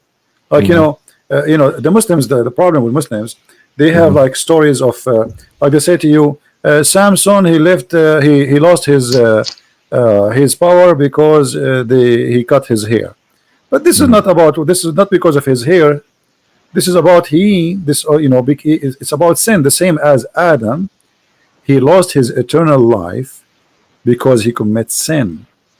So he have an absolutely amazing power to live forever. He is in heaven. That power is taken from him. So all the Bible is from the beginning to the end. Even the stories which is, you can say literally we can take them, those stories are spiritual stories. Even the names of the Bible are spiritual names. As an example, when we say uh, you can go right now, you can do this, when you have time, check the name of every name in the Bible. You will see they are not names. Not a single one of them is a name. It's a sentence. It's a statement. It's a spiritual statement. God is with Okay. us. God is all hearing, like Ishmael, you know Yeah. Abraham is Abraham, the one who crossed the river, the one who crossed from the other side. Moses or Moshe is the one who survived the drowning. So there's no names in the Bible. So the Bible is very, very deep book. So what some naive people try to do, they go and read two words and they think this is just we learn the Bible. The Bible is not just what you think. It is very extremely deep. If you go start from the book of Genesis, go right away, and then if you read even the books of the names of the sons of Noah, you will find that all the names of the sons of Noah are speaking about Jesus. You imagine even their names speaking about God will come down to the earth. There's 10 names, and those names all then they present the story of Christ. But when we read them, because we don't speak the language and you don't know what they mean, you think it's just a name. Yeah. So the Bible is different story. Quran is just somebody, when you've been in a school, maybe the teacher, she asks you to make something to put it like in the wall in the school, you know what I mean? Yeah. This is the Quran. It's a bunch of kids putting papers in the wall, and none of the papers connected to it, like it's suffering from flight of thoughts, while the Bible is extremely deep and amazing book. You can Um, go right now and read. You see, because like when you read the let's say the Old Testament. The Old Testament is a very interesting book if you like to learn about the background of man and God. But for me, I find it more interesting for me to focus in the New Testament. Why? Because that one is just to teach me things about man was, and then the Bible in the New Testament tell me about I am, me. So because I care for me, and the rest is just to give me a background, then I focus on what Jesus says to me. How we arrive, the Old Testament, all of it is about how we arrive to the stage where the Messiah, he come to us. This is the important for us as Christians. The rest is history. I don't really care if David, he have war. I don't care if I don't care. This is history. It's gone. Those people are they are dead, and God will judge them for what they did. So what I care for is Christ. He came to save me, and the rest is history. Christ came. So why do you think? I mean, like you said, we're just a little tiny dust in a there's millions of planets and galaxies. Why do you think Christ came to this planet specifically? There's so much more to the galaxy. It doesn't matter. Let us, for the sake of argument, say that God, he created a human being in many galaxies. God, we believe God is love. Our God have different character from all other religions. So we believe God is love. This is what the Bible says. God is love, literally. So because God is love, that means he created us because he loves us, not because he want to abuse us. And if you love somebody, aren't you willing to go and save that body? You do. Yeah. So it doesn't matter how small we are, and we are nothing for him. But he is an absolute loving. His love, his nature, this is his nature. You know, it's like saying, why love? You say to somebody, why love is why somebody he go and he like his family is in the house, he jump inside the house, there's a fire, and just to save his child, he would die there because this is love, my friend. Yeah. It's something you cannot explain because it is more than we can explain. God, he created such a thing, for this is coming from him. He is the source of all love. So when a woman, and the other day I saw a video, I don't know if you saw it in the internet, where there is a dog, a female dog. She put her babies in like a hole in, you know, in the ground, and then the ground collapsed. And if you see this dog, you know, they are trying to dig the ground to save the puppies, but the dog, she keep jumping in and she wanna push the you know, she is so crazy she's a dog, but yet she knew she's a mother, you know. You see how amazing it is. So you ask yourself, okay, well, she is doing that, she might die too, but she don't care. She is not thinking. She wanna go and save them. And even the rescue, they are trying to take the puppies from the ground. She is bothering them because she keep jumping. They push her away and she keep jumping. They cannot use tools to take the rocks. So this is amazing love, which is created by God. He put it inside those, we call them mothers, even if they are animals. So love cannot be explained, for it's a miracle of God, and God is a miracle. Okay. I mean, yeah, I have to, because from coming from this, you know, the Islamic point of view, I've always thought almost like Christianity is almost like its own cult. And you see, when you say cult, my friend, when you say cult, what will make a cult a cult? Cult, if the leader, he want to have sex with our wives. If the cult, he want our yes, it's about money. Cult is about money, sex. This is what it is about, you know. So did the Messiah did that? No. Did he ask her for any return? No.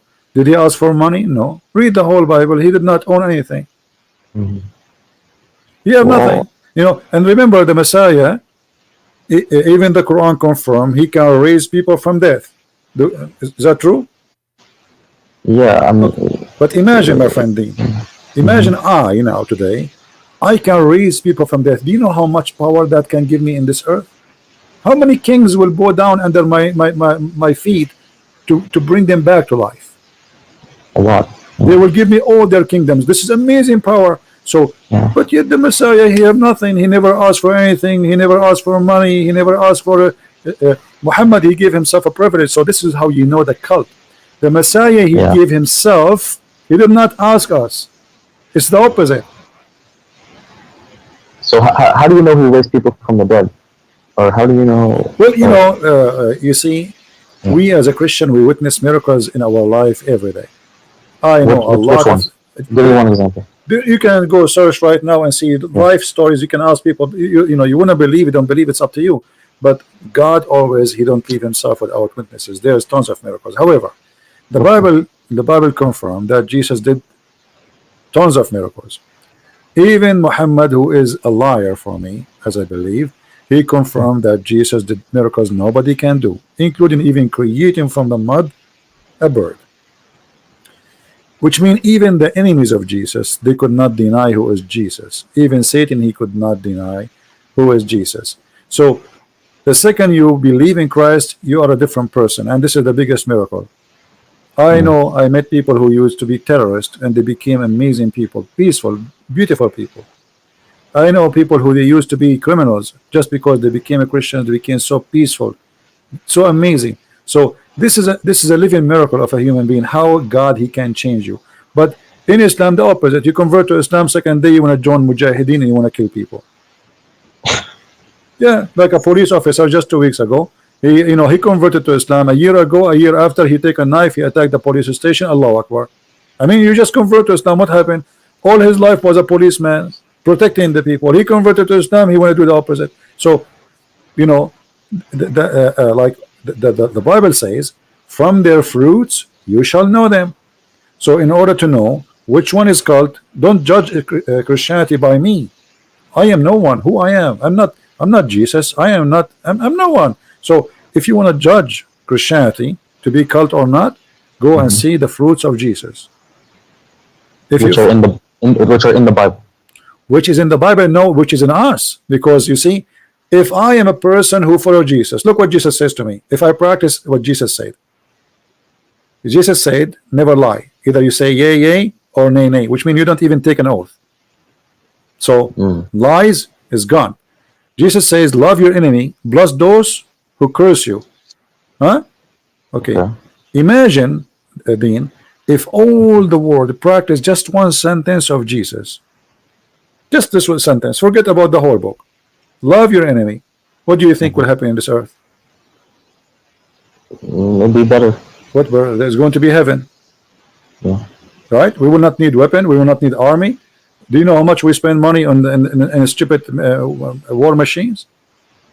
Most of our, even poor countries, they spend most of their budget in war machines. Their people are dying, but yet they are spending trillions of dollars in buying rusty steel. So a human being life can change if we follow Jesus. Jesus can change you, my friend. Love your enemy. But the Bible, I mean, he doesn't just say love thy enemy. There's this. The Bible also condones slavery. God, no, that's not true, my friend. That's not true. You see, this is all is wrong understanding. You see, the Jews, they live by the law, eye for an eye. So, which means the Messiah, he says, don't do evil. Don't do evil. Don't be like them. So when he says, if somebody slam your right cheek, give him the other one. And it says clearly, don't do evil as they do. So the Old Testament, it's about people who want to survive. The Jews, you see, if we want to be honest about what happened, we cannot judge the Jews who lived 3,000-4,000 years ago by what's happening today. At that time, the Jews, they've been taken for hundreds of years as slaves, the whole nation. So you are asking the Jews that you cannot treat your enemy the way they treat you, but your enemy can treat you as they wish, and that will prove that you are a good person. This is what you are saying to me, right? So I can come to Dean, I can take his wife, I can take him as a slave, and this Dean, he's a good guy. So what he will do, his job is to let me do it. This is what you are saying, right? Yeah, but this is not real. This is not, this is like just a fantasy of philosophy. Those people, they are real people who live in a certain time, and the time is extremely harsh, extremely bad, and they have to survive. You heard that the Jews, they've been enslaved by the Assyrian, correct?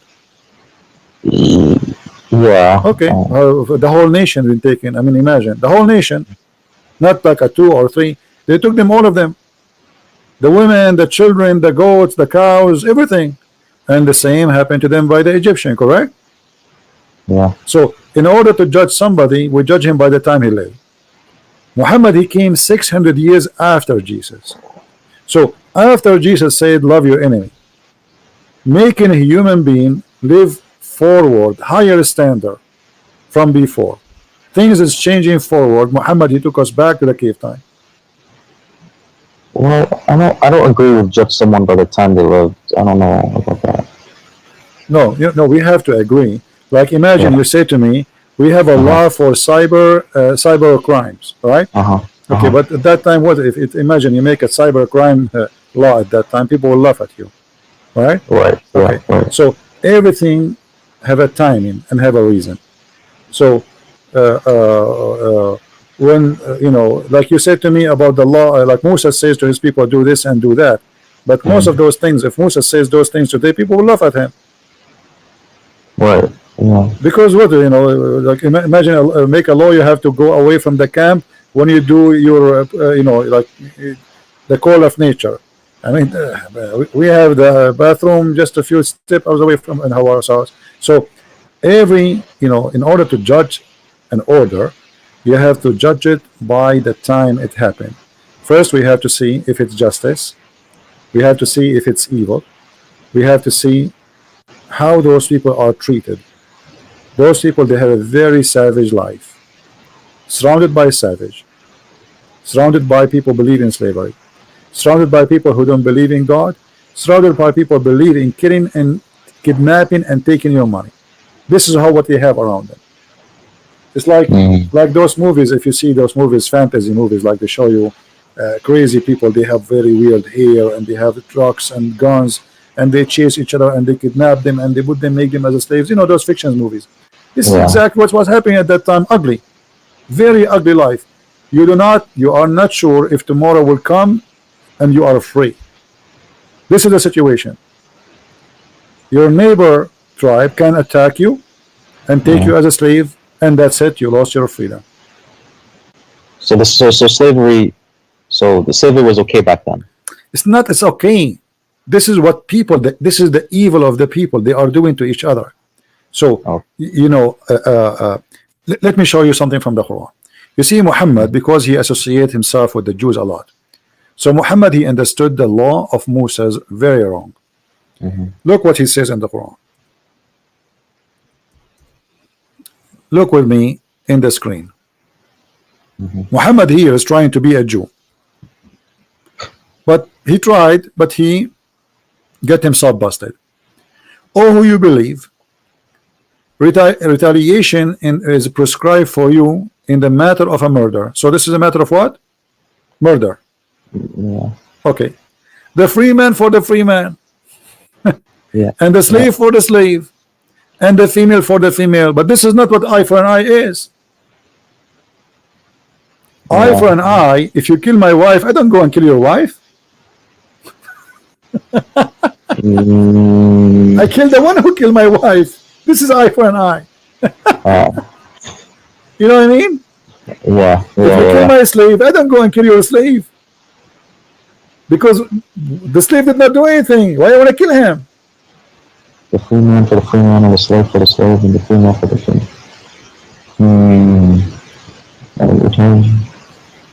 Yeah, that doesn't. Okay, so eye for an eye is about, let us say, public justice. You attack me, you take us, you enslave us. I'm going to attack you, and I will do to you what you did to me. All right. Muhammad, he took the law of Moses, but he practiced it in a very funny, stupid way. Because free man for the free man, that's mean that if a free man kill a free man, the free man will be killed. If a free man kill a slave will be killed. Slave for the slave. So a slave he die, a slave will be killed. If you go and read the interpretation, you will see clearly it says, if a free man kill a slave, a free man will not be killed. And then he says, female for the female. But this is stupid. What do you mean female? You should say the one who killed the female should be killed. So later Muhammad, when he did this law, people, they start laughing at him. He abrogated this verse.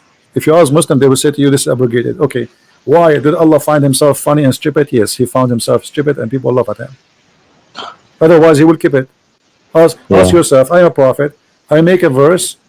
Why after 2 weeks or 3 weeks I will abrogate it? Doesn't make sense. It's not like, if this is a verse was given by Moses and Muhammad came 1,000 years after, I understand there's a huge different timing, as we said, because there's a law match with the timing. But this is the same prophet. After a few weeks he changed his mind because people, they start laughing at him. For this is not a justice. Yeah. So if you want to understand what people they practice during their lifetime, you have to put yourself in their shoes. Muhammad, he did nothing and he have no God. This guy, he is a stealing law of somebody, and because he didn't understand their law, his law became funny. This is not what Moses said. Yeah. You know what I mean? So okay. Yeah. So when you see in the Old Testament war, all those people, everybody his hand on them, everybody want to kill them, everybody want to fight them. So they are living in the time where everybody attacking everybody, everybody want to take them slaves. So either you die or they die. As simple as that. This is the balance. Yeah. The Roman and the Persian before Christianity, they were killing each other for how many years? More than 300 years. Non-stop. Yeah. Okay, what is the reason? I mean, did the Roman have enough land? No, they never have enough land. They want to take more and more, and the same as the Persian. And then Muhammad, he did the same, and his followers. So all of this is about evil and power and money, and slavery is a source of money. Yeah, I guess. Yeah. So what I'm trying to say to you, in order to judge somebody, live in his time. So to judge Muhammad, so live in his time, no problem. No problem. You can't judge him on the 9-year-old. No, I have to judge him. I have to judge him by his time. As an example, the Christian, they never attack Muhammad, so why he attacked him? No problem. I mean, okay, if somebody attack you, okay, protect yourself. You have the right to defend yourself. But the Christian, actually, even the Muslim, they say the Christians, they gave him refugee in Ethiopia, which means if not the Christians, he will be dead. Yeah. Is that how you return? The Jews, Muhammad, he ran away from Quraysh. He went to Yathrib. Yathrib, this is the city of the Jews. They welcome you in their city. Why you kill them later? Yeah. Yeah. So here we see a person, like, I mean, if you have a dog, you feed him, you give him a bone, he will never bite you. Yeah. So if you want to compare, if you want to see, okay, well, at that time life is evil, life is ugly, life is disgusting, but Muhammad, he was just following the same life. He did not make it better, he made it more ugly. Actually, he made it legally in the name of God. Yeah, that's true. Yeah. Like when he says go and attack the Christians and the Jews and force them to pay jizya. Okay, what is the purpose of this? Do you know what was the purpose? So they don't die. No, I mean, why he did decide to attack the Christians? What happened? Oh, he just I don't know. He just wanted to be a warlord, so he wanted to. No, actually, there's more than this. You see, we have to go. This is why I advise you, Dean, when you read anything, to go deeper than what its appearance, and try to get the story. You see, if you go to the verse before it, chapter 9, verse 28, it says, "Oh, who you believe, the idolaters only are unclean, najis, filthy. You know what najis mean, right? So let them not to come near the holy city." Okay. And so now there's no business, because nobody can enter Mecca and people will die. Where is the business? Look what you said. Look at this. So if you fear poverty from losing of their merchandise, this is the translation of the Muslims, Allah shall preserve you of his bounty. How? The verse after it, fight against the Christian and the Jews and force them to pay jizya. Do you see it? Yes. So it was a clear theft. It was. He made an order and now he cannot take it back. He said that those are clean, don't let them come here. People, they start complaining, how we will live? Who's going to go and visit the Kaaba and spend money here? The Kaaba is a big business. It's a pagan business. So Yeah, Muhammad, you have to come with a solution. Attack the Christians, force them to pay jizya. And look here at the hypocrite Muhammad. Christians, they worship Jesus as God, correct? Okay. Muhammad is willing to let you worship Jesus if you pay him money. I mean, isn't it obvious? You see, the Jews, they fought people who don't believe. Right? They fought with people who don't believe. So they did not say to them, if you pay us, it's okay for us. This guy, you can bribe his God, just give him money. Okay, worship whatever you want. You want to worship Jesus, worship Jesus. You want to worship Obama, worship Obama. You want to make a Trump as God, no problem, give us money. This is what Muhammad is saying. Maybe he's just tolerant, he's being nice. No, this is about money, my friend. It's in front of you. If you fear poverty, Allah will give you a solution. Don't worry. What the solution? Attack the Christians. Attack the Christians until they pay you, not until they convert to Islam. Actually, during the time of the Caliphate, there's some Christian villages in Egypt. They send letters to the Caliphate through the Muslims, saying that those villages, they want to convert to Islam because they don't have money to pay jizya. The Caliphate refused. He said, if we make everybody convert, who is going to pay us? Yeah. Yeah. Yeah. Okay, Christian friends. Thank you for this. This was good. Yeah. So, but did you decide to leave Islam at least? It's I didn't completely decide, but it's almost there. Almost there. Okay. There. You have fun, my friend. Okay. All right. Thank you. Are you shy to say I'm out of Islam? Is that the reason? Are you like? Do you fear people? No. Do you fear anyone? It's of course, it feels weird, but if I completely leave Islam, it makes me doubt if there's even a God in the first place. Which is, my friend, it's better to doubt a God from worshiping a false God. No problem. Who said that it's wrong to doubt that there's a God or not?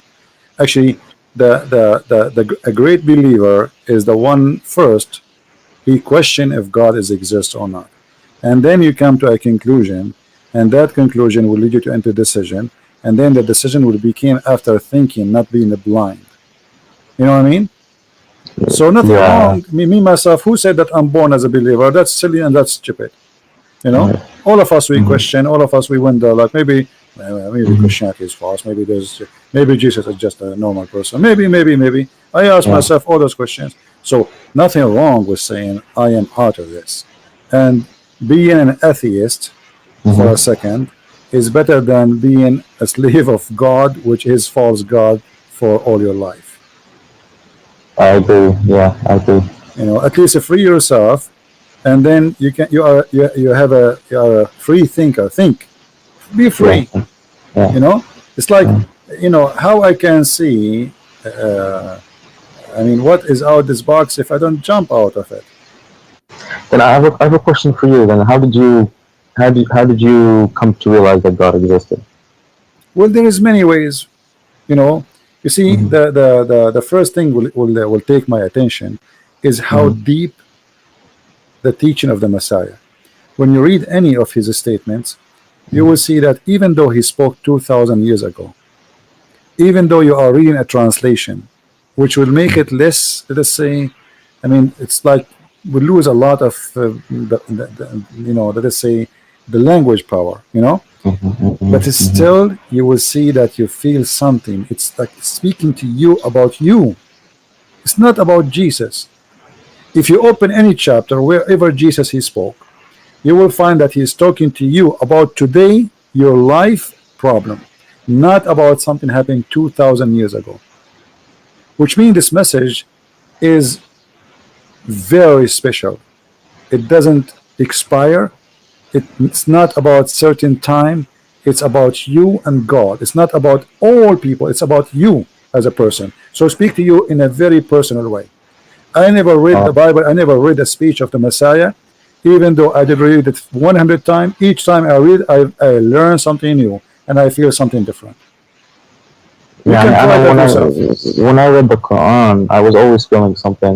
Sometimes I cried too. So Maybe because this is under the influence. You cry from what? From this? yeah, I read the Quran sometimes, or just listening to it sometimes. My Yeah, friend, maybe because you are not having a deep thinking.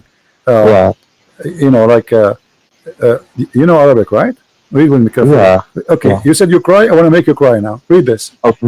You see, I did not change the verse. Here we go in front of us. It says, اتخذوا أحبارهم ورهبانهم أربابا من دون الله والمسيح. Disaster. Here we go. I told you will laugh. Here we go. What kind of religion this religion is? This is Arabic? How you say they took their monks and rabbi as gods instead of Allah and the Messiah? Yeah, And then the Muslims, in order to fix it, they say, no, no, no. Here, Al-Masih go back to the Wa'id go back to Ahbarahum wa Ruhbanahum. I never heard of such a thing. It says it clearly, they took their rabbi and their monks as God instead of Allah and the Messiah. Anyone who speaks Arabic, he will notice the Quran saying that you should take Allah and the Messiah as God. But in the translation is different.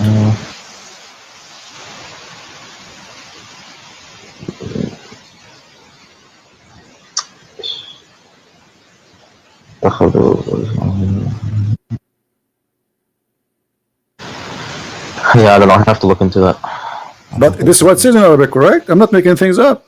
Yeah, no, yeah. Okay, yeah, so I in see the that. translation, they fabricated, they changed everything, and they tried to say, oh, no, here Al-Masih, he's saying they took their rabbi and their monks and the Masih instead of Allah. But it doesn't say that. Arabic is so clear, Yeah. you know? And what the verse is saying that the Masih and Allah is one God. Okay. All right. So when you say to me you used to read the Quran and cry, I think you were maybe cutting some onion, my friend. Not even me reading it, just listening to it. They say the poetry. Let me tell you, It's like you see, singing. this is the influence of a nice voice, singing something. If you bring the same guy, he's saying, do you know the story of this guy, what his name, the sheikh who made the chapter, it's called the chapter of At-Tufaha? No. Yeah, there's a very famous scholar, Muslim sheikh, Saudi. So they have a conference. Let me see, maybe I can find it for you on YouTube. Hold on. So, they want to show them how powerful the Quran is. So he said, who is here volunteer to come to the stage?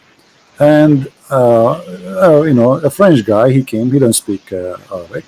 So they said to him, the sheikh now is going to recite to you two things. And he will sing them in the same way. You tell us which one touch your heart. And the sheikh, I will find you that. The sheikh, he recite two chapter. One of them he fabricated. It's about the apple. All right, and the other one is the Quran. And then he asked him, which one touched your heart more? The French guy, he said the chapter of the apple. Here we go. Do you see it in the screen? Search for it. الشيخ العريفي يقرأ سورة التفاح. And this is the guy. Here we go. This is the French guy in the stage. It was a horrible. The guy, he said, okay, listen again. I will repeat it for you again. I don't see. Well, I don't. No, I don't see it yet on your screen. Hopefully, someone can put it in the chat so I can. Oh, okay. Yeah, Sheikh Al-Arifi. Yeah, and this is the French guy. Al-Arifi is very, very famous person, So, and this is the French guy, and the guy here is the translator, and this is Al-Arifi. So he was saying to him, okay, I will recite for you a chapter, two chapters. One is a true Quran and one is a fake Quran. You tell me which one touched your heart. Al-Arifi, he really did a good job. He sang a chapter which is fabricated. It's called At-Tufah. Hasn't singing about At-Tufah, whatever, made it exactly look like Quran. Sound like the Quran. So the guy, that's haram. You can't Well, he want to show them, my friend. He want to show them how he will make him cry. Even the guy he do not know which one is Quran. The Quran will touch your heart right away. The guy he chose the apple chapter. And this is very embarrassing and very stupid of them. You know, in the beginning I thought maybe they get this guy, maybe like, you know, he's one of them. You know what I mean? Like, okay, he will go on the stage and he will say, I chose this one. But look like it was honest. Honest cry, but it was honest, and this is why they will never do it again. Here we go. This is the link. I will post it here. I wish I can play it because people will die laughing from the singing. And the guy, if you hear his singing, he make it look like Quran, really. You know, I mean, the guy, he really did a very good job. So anyone who don't understand the Quran, if you sing anything sound like Quran, and this guy, because he's a sheikh, he knew exactly how to make any sentence sound like the Quran by singing it. You know what? I'm going to give you the link so you can watch it and you can love when okay, so hello, what you're saying is, you know, the Bible is from God because when you read it you feel something. Always, my friend, God, that's what you're trying to tell me. That's not only you feel something. Okay. You see, there is a present of God in the words, which means you feel something will change you, not something just will touch you for a second and will go. You will change. You will be a different person. So it's not just like, okay, you know, if I go in a hot room, I will get hot, correct? Right. Okay, if I go outside in the cold, I will get cold. But this has nothing to do with God. When I am in a hot room, I will be hot, right? But if you are really a person who adopt what you just learned, that will change you.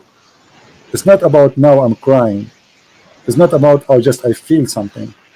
Okay. It's about I will be a different person.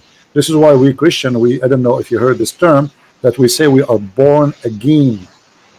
Yeah. So with the Messiah, we will be reborn again. Is that physically reborn? It is more than physically reborn. It's about me being a new person by Christ. So me yesterday, I when I was a kid, I don't know how age is yours. When I was young, if I see a person looking at me, I want to fight. If I see a fight in the end of the street, I run there just to join. You know, I used to be a totally different person. Just tell me a fight, I will be there right away in 2 seconds. Don't tell me why. Don't tell me what the reason. You know, I remember once there's the one guy fighting two guys, so I took the side of the one guy because it's not fair. So I took the side, and then we finished the fight. The other two guys, they ran away, and then the guy, he says to me, "So do I know you?" I said, "No." Do I know you? I said, "No, you don't know me. I do not need to know you. Why I need to know you anyway?" So he said, "Why you joined the fight then? Look what happened to your shirt." I said, well, none of your business. Just go. Otherwise, I will fight with you too. So I saw that the guy, he's alone, and he's not equal to them. He is a little bit short, and they are taking advantage of him. So I joined the fight of the guy who is weak, and I believe this is the right thing to do. But I used to be a different person since I became, you know, in touch with the Messiah. I like, let us say, the process of a changing continue. It's not just something would happen in a second. It's going to be a process. It's like a train going in the right direction. Okay. All right. Thank you, Christian Prince. All right, I have to go. All right, my friend. Take care. Okay, you too. Bye.